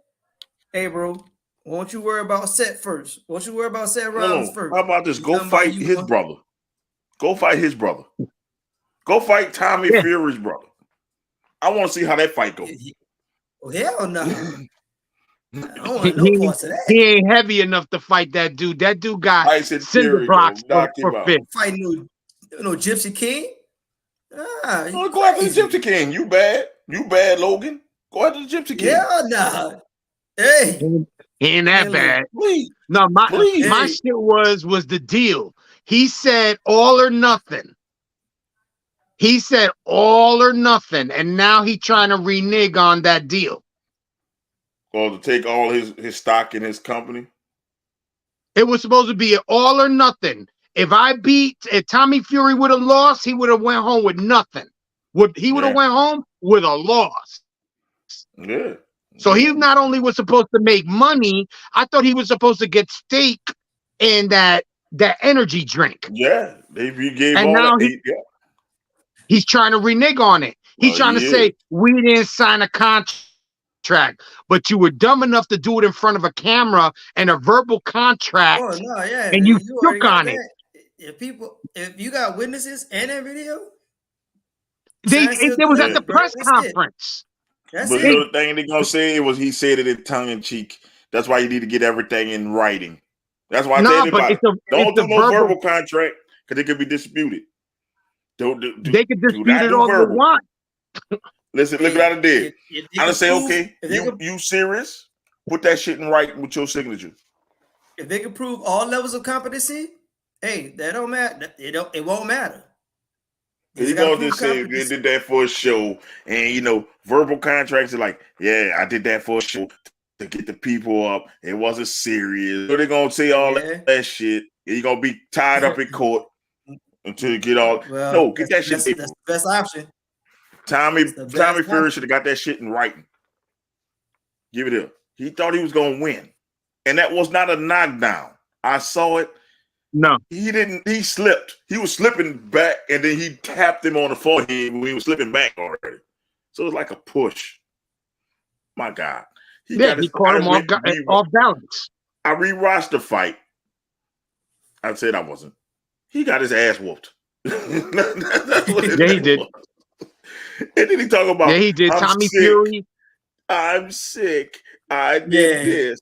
And then he came into the press conference saying, oh, yeah, it's the best training camp I done had. I ain't sick. Oh, yeah. I ain't this. This campaign was it. I didn't have no injuries. I'm strong. You're going to get 100%. I'm ready to go. Hey, man, get the bell going right now. Let's roll. See, he fought a boxer. This is a boxer. Everybody he fought was an MMA person. And Nate Robinson. Yes. I'm like, everybody else he fought was MMA. Wow. He fought a basketball player and MMA star. Fought a basketball player in a boxing match. Come on, man. And some of those MMA fighters, those fights were suspect. Oh man, look, your boy dropped his hand. Woodley dropped his hand. He caught him up here, Mo, when he hit him. And that dude went stiff. Yes. And he went. You can see Logan do this. Logan did this when he was about to throw the punch. And then he dropped his hand. He had his guard up. He dropped his hand. And he hit Woodley. And ain't no way you're going to fall like that from a punch on the forehead. That's the worst place. That's the worst place to punch somebody because they don't feel shit in the forehead. Punch somebody in the forehead, you're not going to stop them. You might break your hand if it's bare fist. Yeah. Come on, man. And I'm like, all these fights were fixed, and he finally went up against a boxer who didn't fix the fight. That's why, like you said, he couldn't fix the American fight judge because he gave it to talked him. so much shit. The American judge, gave it to him. Gave him the But fight. like I told Izzy, because he was watching it and we were sending messages back and forward. Yeah. Who ran that fight promotion or who ran that fight? It was Jake Paul. So you're not gonna get, if you noticed, Jake Paul was doing the same shit that Tommy Fury was doing, but the referee kept acknowledging Tommy Fury and not Jake Paul until he took the point away, and then Jake Paul kept doing it, so he had to come back and take the point away from Jake Paul. Yeah. That dude was on Tommy Fury. He wasn't holding him like he was saying he was. He wasn't pushing the back of his head down, but he kept getting in trouble for that shit. And I was like, that's because he didn't want to get the boss mad. Right. That's what that was about. I got to get paid. Is, Jake Paul, go fight you another real boxer, and you'll see. Let me tell you something. He's talked so much shit about Canelo. If he fights Canelo Alvarez, not even 3 rounds. Bruh, he fights Canelo Alvarez first punch. I would put my house on the line for it. First punch gonna drop him. Man, Canelo Alvarez first body punch. Man, is that serious? Man, don't you understand? He would fucking. I would put everything I had on Canelo Alvarez. Bro, I would go to FanDuel and put it all on Canelo Alvarez if he do it. He ain't stupid. He won't fight him until Canelo Alvarez is about 55 years old. Even then, walking with a cane and shit. Even then, I will put money on Canelo Alvarez. You saw what an old ass Floyd did his brother. You saw what an old ass Floyd knocked his brother out twice in the match. He knocked him out twice and held him up. Yeah, the ropes held him up. No, Floyd, I agree with you on that one. The ropes didn't hold him up. No. Floyd actually held him up when he knocked him out the first time. He held him up with his arm. And then the bell rang. He knocked him out. That's an old ass Floyd with no punching power. Never had punching power. Well, Pretty Boy did. Then he kept breaking his hands.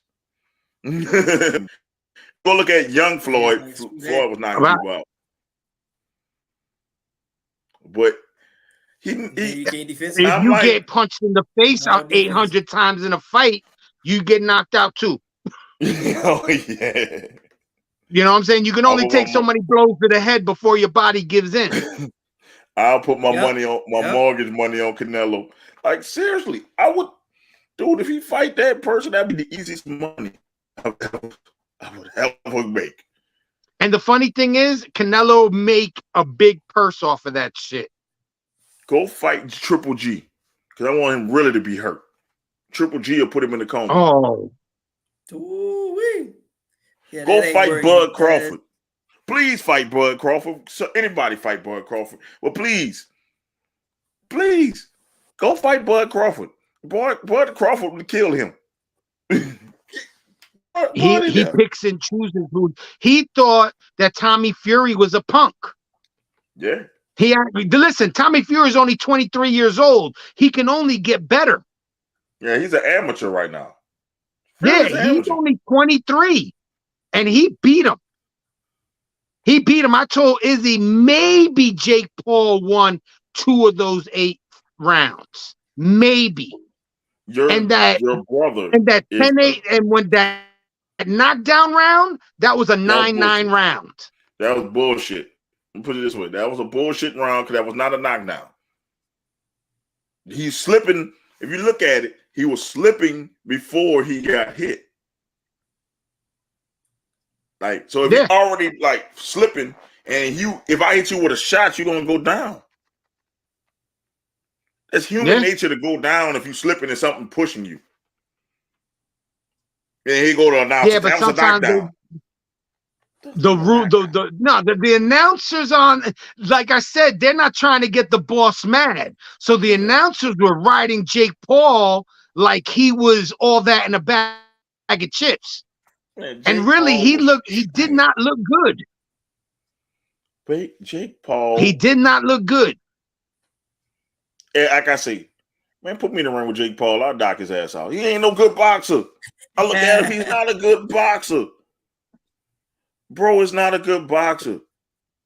I'll flatline him in 2 rounds. I guarantee you, put your house on me.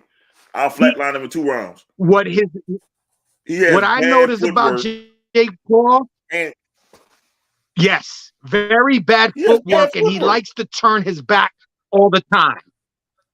Yes, all you gotta do is if you hit him hard enough, punches, you're going down. And then I would bum rush his ass. See, I would bum rush him and use my weight advantage and beat the shit out of him in that corner. It would be a Drago versus Apollo Creed in there if I fought Jake Paul. The only thing that I didn't like about was the ring size. The ring size looked really small compared to other rings. That's because that's what he wants. He wants it a small ring so he could try to knock you out. But, you know, the thing is, it can make Fury, you know Fury is a faster fighter. So if it's smaller, he has nowhere to run. So you can get to him close. Yeah, and but if you have he wants that. If you have good footwork, it don't matter. And you saw with the smaller ring, he still had better footwork than Jake Paul. He still threw a lot more power punches. His brother is Tyson Fury, who probably taught him what to do in that small ring. I'm just being real with you. That's his brother. His brother, who better else to teach you than your brother, who's the heavyweight champion of the world, undefeated. Yeah, and he can't say untied. Knocked people I out. can't say untied because he has a tie on his record, but the undefeated champion of the world. He hasn't been defeated, so he should have been dead. He should have been dead. That tie, he should have been dead. I don't know how he got up. He should have been dead. Like he died. I laugh and I joke about Trick Williams dying in the ring. He died that night. I saw a resurrection that night. When I was watching that fight, I screamed, "Oh, he killed him!" I remember I was screaming. I said, "Oh, Wilder done killed him. He dead." High five and shit. He just popped up. I'm like, "Oh shit!" Undertaker vibes. I'm like, "Oh shit!" I said, "Wilder might be in trouble." I'm like, "Oh shit!" Because when he hit him, I was like, "Oh shit!" That was like the hardest hit I have ever heard. I was like, "Oh shit, he is dead." We saw a murder in the ring. Get the EMTs. Any other fight, they would have stopped that shit. He was motionless for like 8 seconds. It was a 13 count, by the way. He got 13 seconds. Because if Wilder did not that was a 13 count. If Wilder didn't celebrate, he could have went straight to the count. He got counted out. That boy jumped up. Yep. That boy did a kip up like Shawn Michaels. I say, "Oh shit." So who better else to teach Fury, than the brother, the ropes? Because his brother saw death. He looked death in the eye and got up. And I'll tell you what, Tommy Fury, when they fight again, he's just gonna be better. Yes. You know what I'm saying? Like who is Jake Paul going to make him better? Nobody. He got no footwork. His defense is garbage. Yes. He's not even fast. Tommy Fury's jab was every time he tried to make a move, it was in his face. Back. That's all he was doing. Yep, back. Knocking his head back. And I don't get the fascination. There's people really out there who think Jake Paul is a great boxer. Is it like that? He's a fighter. I'm like, dude. Yeah, there is a lot of people. I'm like, you want to look. Somebody. I want to share this in a group. I lost it though. Somebody compared Jake Paul to Muhammad Ali, and I almost lost it. I wanted to write on there, but I lost. You know how you hit Facebook, it goes back up, and you lose shit. Yeah, I lost it. They talk Muhammad Ali. They talk about he's a great fighter and he lost to Larry Holmes and Spinks. I say Muhammad Ali was like 39, 38 years old when he lost to these people. He had Parkinson's by then. Shit. He was a punch drunk fighter by then. You can't compare. If you're gonna talk about Jake Paul fighting, let's say you're gonna fight Jake Paul at his age, that would have been Cassius. And Cassius would have killed him. Oh man, Cassius would have knocked him out. Clearly. Embarrassed him. No hesitation. I don't care if it's old man Ali who fought in the Rumble in the Jungle. The Rumble Ali would have beat his ass. Oh. Parkinson's Ali would have beat his ass. Like seriously. Any version of Ali. Old man on the deathbed Ali would have beat his ass. I don't care which Ali you bring out there. He beating Jake Paul's ass. And there's people who really believe Jake Paul is on the level of Muhammad Ali and Mike Tyson. Oh, hell no. Bro. Hell no. Okay. Bro. And I'm like this. Mike Tyson today would give him that work. Oh, yeah. Oh. See, they like to run their mouth. You know what I'm saying? But if Canelo was to turn around and say, you ran your mouth, your next fight is against me, I bet you before that fight comes along, Jake Paul got broken ribs. He can't fight. We got to cancel the fight. Fact. He don't really want that smoke. Fuck no. He really don't. He's a loudmouth. Yeah. Yes. Anyone, I'm just saying, listen. That Ali was punch drunk. That Ali had so many fights. He just was just fighting. Probably because he needed money. Don King still was. It wasn't what Don King fucking robbed his ass. Yeah, he didn't want to be with Don King, but that's the only person you could be with. So he had to keep fighting way past his prime, bro. Like, and then Mike Tyson paid it back because he beat the shit out of Larry Holmes.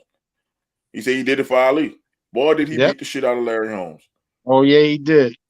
I felt sorry for Larry Holmes, man. I'm like, God damn. I didn't feel sorry for him.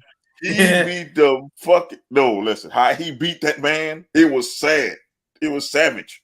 How he beat that man. My favorite Tyson fight was when he fought Trevor Berbick. Oh, good. He had that dude doing a dance when he knocked him out. Oh yeah. Old man Holyfield beats Jake Paul. Yes, he does. Yeah, but you got to understand that Jake Paul isn't a heavyweight.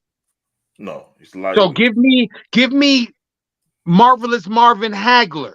You trying to kill this man? You trying to kill this man? Roberto Duran would beat this dude. Sugar Ray Leonard would smash him. Oh, Sugar Ray Leonard would eat him alive. Yes, indeed. You're talking about, I'm going back, when I was a kid. Tommy Hearns, the hitman with a That was the original Motor City Machine Gun. There was a reason why I called Motor City Machine Gun, because he'd knock your ass out. Yeah. Still, Hagler Hearns was still the best first round I've ever seen in a boxing match. Look, it didn't last long. All they did was throw haymakers and say, you know what? I don't like you. You don't like me. Let's get trying to get this over with quick. No defense. There was no defense. You know what? We're going to swing. It don't matter. We're not getting paid by the hour. Let's get it first. And that one round was more exciting than all of Jake Paul's fights put together.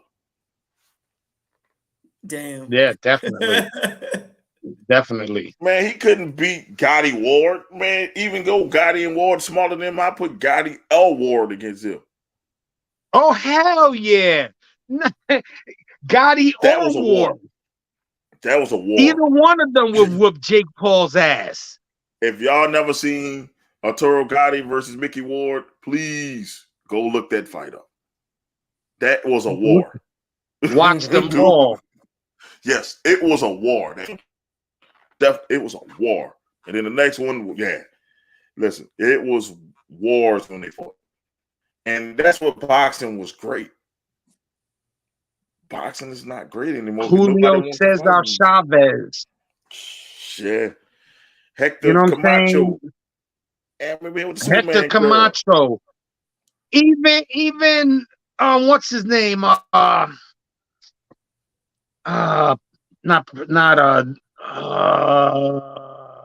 De La Hoya. Yeah, Oscar De La Hoya, Diego Corrales. You can't tell me Oscar De La Hoya. He want to fight people that are old. He want to fight MMA fighters. You know what I'm saying? You want to prove to me that you're a good boxer? Go into the Golden Gloves. Go into that tournament, win that tournament, and maybe I'll give you props.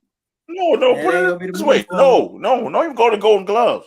Go for the motherfuckers who are fighting out there, since you're a professional boxer now. So go to the people, go in your division, and start fighting people in your division, since you're a professional boxer. That's like a boxer saying, you know what? I go to MMA and go, I'm going to fight a bunch of boxers, though, in MMA style. But I'm not going to fight an MMA person. Like, come on, man. Listen. I need Jake Paul to realize, bro, just go into wrestling like your brother. Y'all can make a great heel tag team. Y'all be a great heel.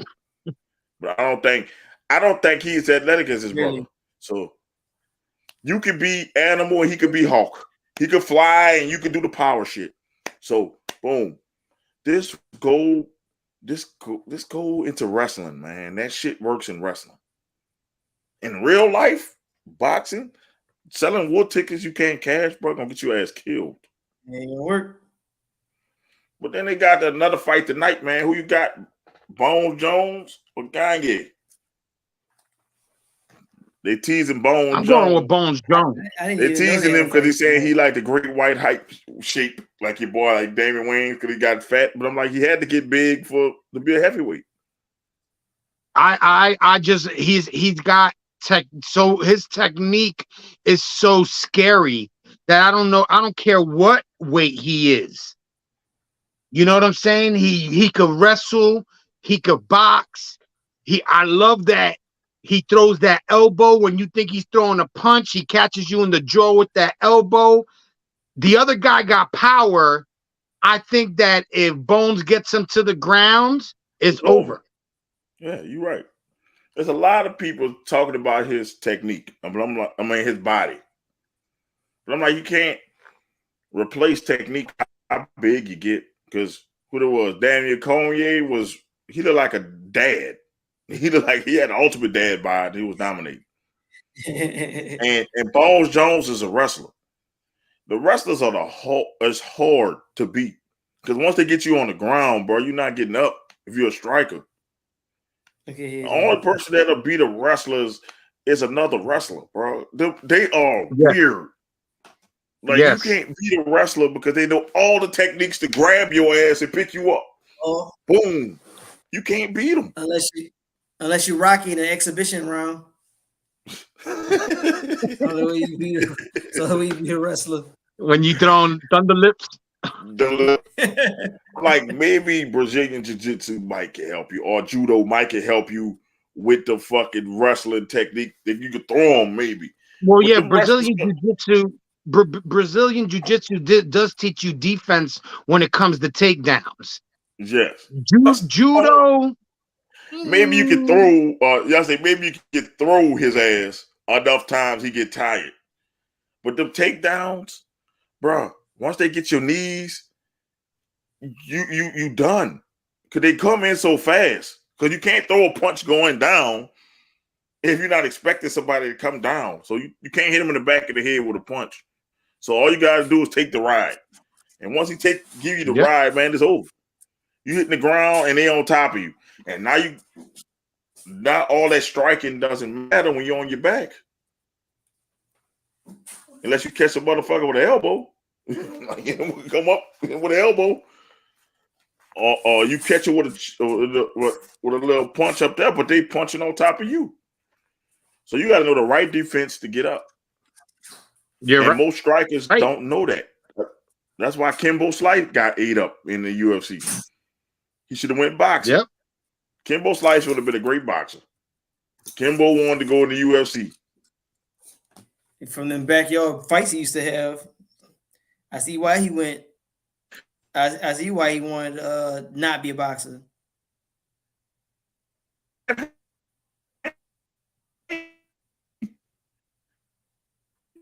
They got takedowns, right? And them operatic knees he had, they were just taking him down, making him run out of gas, and then choke him out.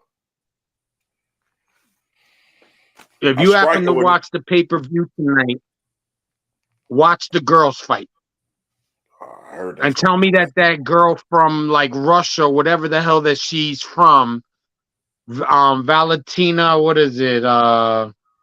Valentina Shevchenko? She's a beast. Mm-hmm. She's definitely a beast. Valentina Shevchenko, 23-3, going against Alexa Grasso. That's going to be a good fight. Go ahead. That's going to be a good fight. Event. It's the co-main event. Yep. You know, got people, Bo Nichols in action. I mean, they got, there's people in there. It's gonna be a good fight. It's a good card today. It's a good card. You got definitely. A lot of undefeated people. You got a lot of undefeated people on this card. Like a couple of them. Since we've been on here, I've been watching the pre-show. I got ESPN. I've been watching the pre-show since about like 6 o'clock. So I'm gonna watch there's been a lot of good ESPN Plus until it cut off, and then I'm gonna go to my nefarious mean once it cut off. So, if you want you to pay $70, I'm gonna watch the ESPN Plus. Sometimes it be going more than ESPN. They give you more matches than ESPN do. So you be on ESPN Plus, chill. And then you go to the nefarious means. I'm sorry, John Jones, bro, but I can't pay that. Sorry, not sorry. Yeah, sorry, not sorry. Exactly. That's how I feel. I've been watching it. I've been watching Nefarious Means since we started. The Cocaine Bear is better than Jake Paul. Man, I'm about to watch that. Everybody keep talking about Cocaine Bear. I'm about to watch that damn movie. Along with Creed, man. I'm going to watch that. I might be at the movie. All right, I'm not going to give it away, but I would say watch Creed. I know I got to watch good. Creed. Good to hear. Cocaine without him, bro.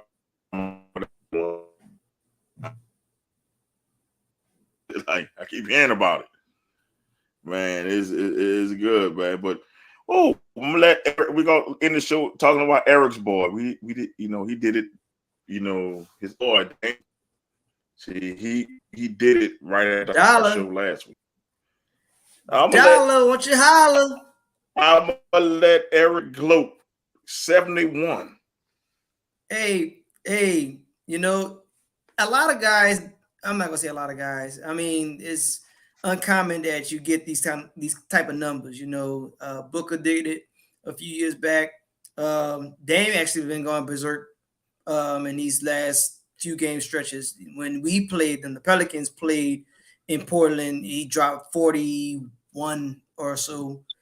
I mean, I'm happy for him having this a part of his accolades. Like, obviously, his legend is already written. Like, you already know what type of player he is. He's loyal to a fault. And, he's a player that you just love to see succeed. And it's unfortunate that Portland kind of ran out of resources. They put the team together and they ran into a couple of roadblocks. When they first hired Chauncey had some, he went through some coaching troubles, but now he's kind of turning it around. But I heard recently from a teaser with Shaq on his podcast that he would like to see, the organization do right by Dame, and that's, trading him to a contender and giving him a chance to actually have a ring. So, I'm glad that he kind of put this on his mantle, that he could put this 3-point championship on his mantle, because I think he participated in the event, I want to say 3 times prior. And once down here. Yeah. And, he just came up short, and I'm glad that he actually got it. And what kind of ties it together with his career is his college, Weber State. It's down in Utah. So, that I'm glad that kind of ties in for him. So him getting that. And I mean, I don't really see them making noise to even make the play-in, because they're along with us. With us just recently losing, we might have lost a position, but it was the Lakers at 12, Portland at 11, and us at 10. So, I don't see Cream back. Once we get, Zion back, and his name is Krispy Kreme. Get our 3 main pieces going, and then y'all still 10. gelling together. Y'all still holding tight at 10. Okay, y'all still holding tight at 10. And once the Lakers are those 3 components a game together, behind y'all. Yeah, and I mean, they had a surprise win. I honestly was blown away when Brown was hurt, AD wasn't playing, and those young guys was just going off on OKC.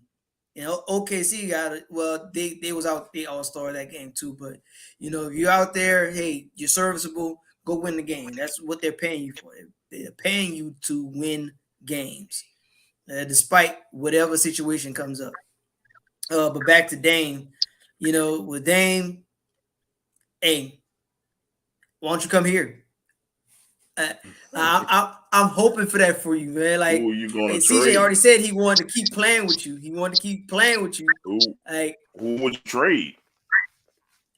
You have to trade somebody. Krispy Kreme. Hey, we're not trading no Zion. Zion can't be traded.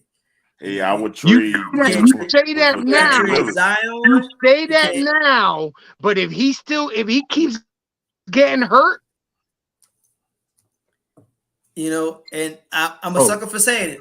I'm a sucker for saying it because, one, Zion is a generational talent. I don't ever want to see him walk away. I don't care if we get, he's not walking much anywhere right now with that bad hamstring. Money. I don't care. You can't do that. Zion is still a once in a generation type of player, and as long as you say, okay, cool, I still want to play ball, I still want you to stay here and do that. Like, we'll work everything else out. We'll get pieces around you. But as far as, Portland, you got young pieces. I mean, basically you can honestly you can have Dame traded for building a future. And I'm saying you could get a whole bunch of money and some second and third rounders. And hey, you can make stuff happen with that. Like, because the dude is 34. He's 34. So he's already up there. He's only giving you at max 6 more years, if that. So do right by Dame. Dame has done right by your organization. Hey, it's time to move on. Do it, do it while my man still got some in the tank where he can win. Like, he deserves to be in a winning situation. Jay had to go. He had an emergency. So that's why everybody knows Jay had an emergency, so he had to go. So just go ahead and keep talking. I just want to wish you see you, Hater. Yeah, definitely. Get an emergency call. Yeah. Hope everything all right. Definitely. So man. Dame, I was shocked that Dame had an efficient. It was efficient. It was an efficient 71. He was just jacking up shots he was making. No. It was, his teammates trusted him. They was going in. You got to roll with the hot hand, and he was hot. Like, he had like 40 something at half, and I was like, Here come one. I honestly thought he was gonna tie Kobe. I was like, ooh, he gonna get 80 today. I could just see it because that's how the way that Kobe went. When that news first dropped, it wasn't that Kobe was jacking up shots. Most of them points because people was fouling him and he was getting them on the line. And then he was like 60 something and a half. Hold up.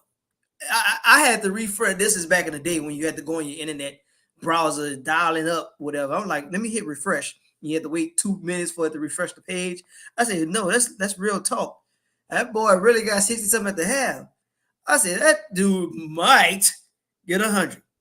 I mean, he didn't. He got 80. No one has got to 80 yet. You know, you got 100, you got 81. Ain't nobody ever get closer than that. But Dame with the 71, I mean, dude laced it. 71 was ridiculous.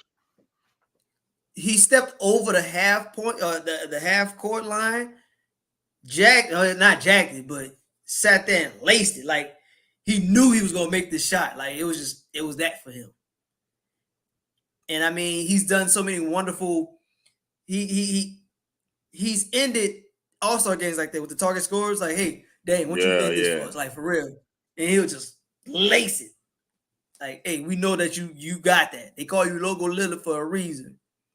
So, like, it's really something if you're a fan of the dude that he's still able to do it at this pace, at this pace, this age, and right now you wanted to see go for something well worth it, you know. Oh, yeah, I'm glad where he goes. Just put him on somebody who's winning for who's actually contending for a title. Get that man a title. With the Blazers, you know, I don't think Dame was never a number one. He can't just put it on his back to win. He needs a cold, I guess. He needs a Robin star. Yeah. Well, he's maybe Robin. He needs a Batman because he's smaller of stature. But he's a hell of a Robin. I ain't going to even call him Robin. He's more like he needs a Superman. He could be Batman, but he needs a Superman. He needs Superman. He needs somebody else. I'm not going to call him Robin because I ain't going to disrespect him like Robin. But it's not like you can win a championship with Dame Lillard alone. You can't. Nah. You can't. Because in playoff basketball is different. Portland, you had a chance to be great, and y'all ruined it. Like y'all just said, "Fuck it, blow it up for no reason." The pieces wasn't there, and I mean, when Bron was in the East, like look at that situation with LeBron just running the East. Like no matter what teams like Boston or Toronto or even Milwaukee did, you know, like LeBron just ran right through it. Like it was just the LeBron Invitational. It did not matter. It didn't. It just needed to. Draft better because that's how other teams start beating LeBron and them in the East. They start drafting. Like you know what? I'm just gonna draft. They're trying to get people to make this draft. Get you a good draft. Well, also that was the downturn of him being in the East. It's like, hey, do you really want to be here? Like you already did it for Cleveland. Cleveland, this is for you. You already did it. I mean, the team was well enough to kind of run, and then that's when we had the breakup with Kyrie and whatnot, and then you just had to figure it out. And that's when the other teams are up and coming, and then you're thinking, you're scratching your head again because now you're hearing Bron might be, hey, well, Bron make this move because he only signed for this time frame, and it came to pass that I'm not saying he had ulterior motives, but he went west. Now he had his fun in the East. Now I'm trying to do something else. And when he went to the West, LeBron going to the West, I don't want to say anything negative against their championship, but at the same time, he had a hard reset. I don't know if we'd have had our season like to go straight through without COVID, without the break, that they would have contended for that championship the way that they did. Because, I mean, look at AD now. I'm not trying to dump on nobody, but AD, he's just injury prone, and there's no. I'm not saying it's against him in his workout because he does work out. He even posts workout videos. I've seen his workout videos, but once you start having his body problems, type, that's it. yeah, it's something that just don't go away. It's gonna be a way of life for him. It's just because he was small for most of his life, and then he had a stupid ass, big ass growth out the blue. He just shot. Yeah, he was like a 6'2". He wasn't even scouted. It's senior year. He was like 6'2". Right. Until he was he was a guard. He was a 6'2", skinny ass, scrawny ass guard at 6'2", and it just blew up over the summer to 6'11". So he never grew. He never learned how to use his body because you're not used to having it. Right. It was strong, and you used to being this height. Now you long as I don't know what. And now, like you said, Mo, he didn't know he didn't grow up with that body. So him figuring it out, and I guess the trial through error is more error now because he's hurt. And it's it. That type of injury, you don't typically recover well from. You recover, but you don't recover well. Where you be like, oh, I'm used to maneuvering 6'2" or with less than 5 inches or 8 inches. You're not used to having 8 additional inches. Well, man, it's been a great show. John. Oh yeah. Also, John Morant also just released his statement. He said he take full responsibility for his actions last night for showing the gun. I am sorry to my family, teammates, coaches, fans, the partners, the city of Memphis, and the entire Grizzly organization for letting you down. I'm going to take some time away to get help and work on learning better methods of dealing with my stress and my overall well-being. I'm all for you getting help, but that ain't got nothing to do with your stress. I don't wave guns when I'm stressed out. No. I'm not going to let you cop out like the cop out ass. No. You need to grow the fuck up. You're a grown man now. Obviously, he has a guy. What you call that? PR guy. PR guy. He got a PR guy, and that's PR talk. That is clearly PR basically talk. All I read is you need to grow the fuck up. Grow up. And that's what a lot of people don't realize. You're not a kid anymore once you start making the NBA money. You're not a kid. Grow the fuck up. Nah. The world doesn't owe you shit. The world doesn't owe you nothing. And I tell that to my son now. I tell it to him now. Stop. The world owes you shit. You can't get away with doing shit because when you become an adult, all that thinking you can get away with shit, they're not gonna get away with it. Oh, you gotta pay for that. Especially in this day and age. You gotta pay for that in blood. In this day and age, everything's documented. Everything's well recorded. There's cameras on corners. You got people with their camera phones. You got people that's gonna sit there and put it on some social media platform, like some way, form, or fashion, is well documented. You're not getting away with it. Like, hopefully he takes this and grow. Yes. But kind of like why I have a difficult time, not giving LeBron his flowers. Like, I want to give LeBron his flowers now, because you'll never see something like that ever again. Because he came in the league at 18 without a father figure that says, hey, this is how you handle these situations. He had his mom. His mom had to play. I'm not saying that as, for sexuality, but she had to be both roles. Like, hey, look, I got to be there to be your guidance. I got to be that mentor for you. And I have to support you, and however I have to do that, I'm going to do that. But, to this day, the worst thing you could say about LeBron would be how he did the decision. Because it's not that he didn't have a right to do it. It's just you didn't have to make this big old spectacle about it. Be like, hey, look, we tried. I'm sorry, Cleveland, but I would like to, venture out. Like you didn't even have to say that. You know, just go do it behind closed doors. Venture out and breaking news. LeBron James decided to sign with Miami or whoever you want to do it with. At But the time. I would take like, that's that the immaturity. You feel me? I'll take that. Exactly. That's the only stink that you could say about LeBron. I mean, this with Ja, this is gonna follow you forever. Kind of like with Chris Childs and Kobe. Everybody know about that two-piece that Chris Childs gave up. Everybody know about World Peace. It was okay. If you it's okay. Gone to this whole month. It's fine to be gone.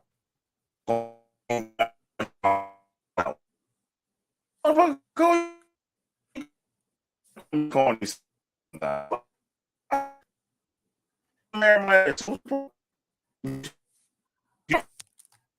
get that's worry about the street. That's tell people. That's my child would be to use street image.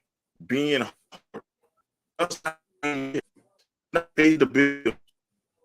It does not bring now it brings you the grade. You don't be hard all you want. Watch what that to Hey, everybody who's been all corny and they running the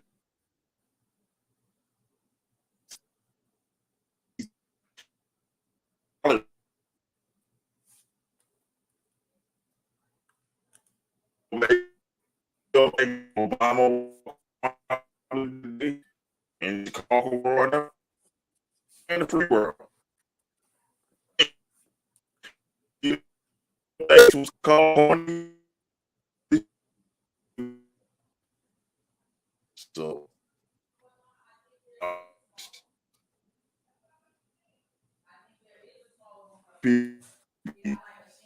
people on a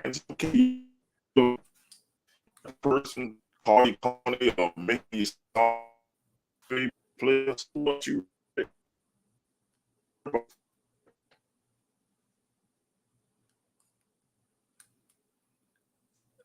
oh damn, I lost audio. Mo, can you hear me? Yeah. Oh, you can hear me. Oh. Yeah.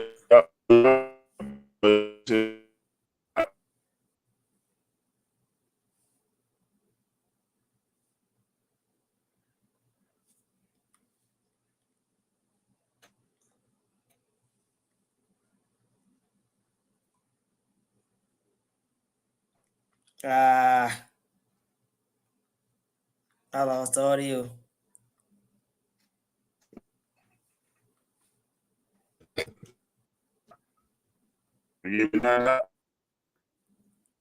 I can't hear you, Mo.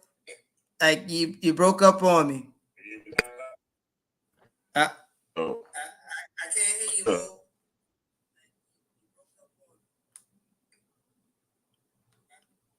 Let me see if I can change this up a little bit. I might be able to get it through my phone.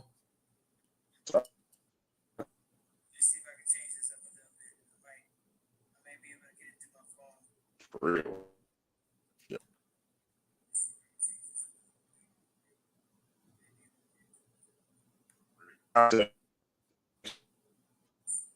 Yep, I lost my audio.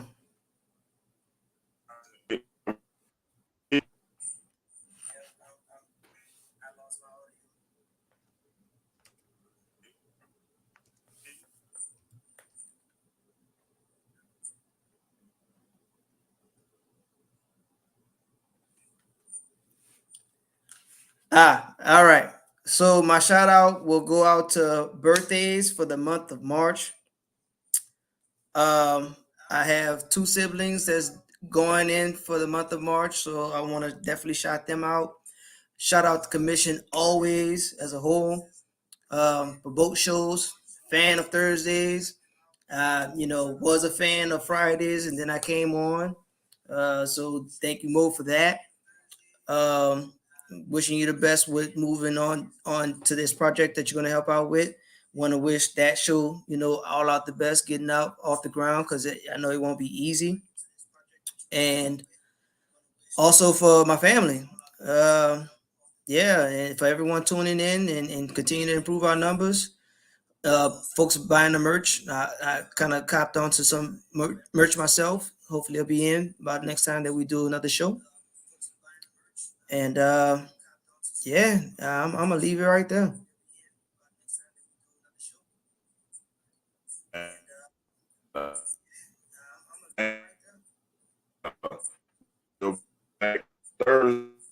Thursday.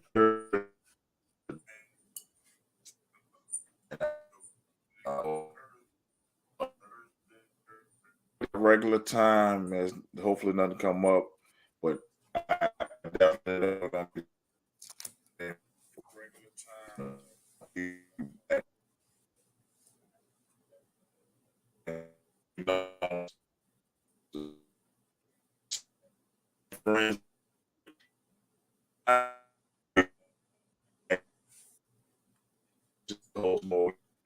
You got Doc Eric.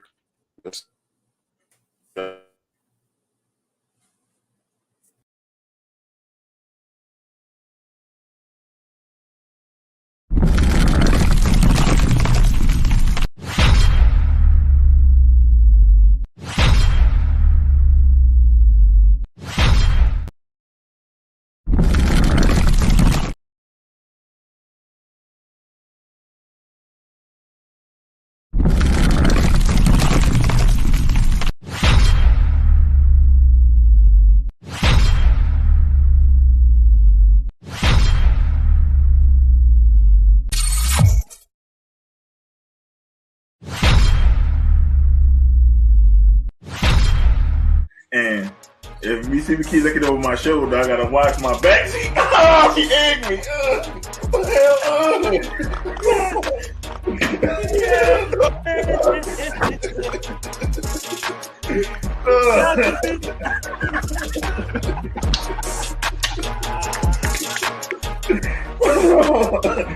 Oh, shit all over my rip out with the jersey. Go get that towel. Y'all didn't know. You fucking owners have handled Judge, Gentleman, retired? Come on! He should have been fired before the fucking season! Joe Judge, quarterback sneak on not one, but 2 times from the fucking 5-yard line! And we're talking echelon, where it's going to be Yankees first, Giants second, Jets third, Mets last. No! Wait a minute. It's Yankees first. It's Yankees first. Okay. Giants second. Okay. Knicks third. No! Jets fourth. Mets fifth. Oh, wait a minute. The Nets spit their mouth when they found out he was leaving. Maybe it was girl number 25 that didn't mind doing it. I'll just put it this way. It's way bigger than Nino Brown, a.k.a. Deshaun Watson. This is way bigger than him. Yeah, that's exactly what this is. That's why he got off, because it's bigger than him and there's bigger people implicated in this. I think it's going to come to maybe 5 years down the line, and then Cleveland going to crumble.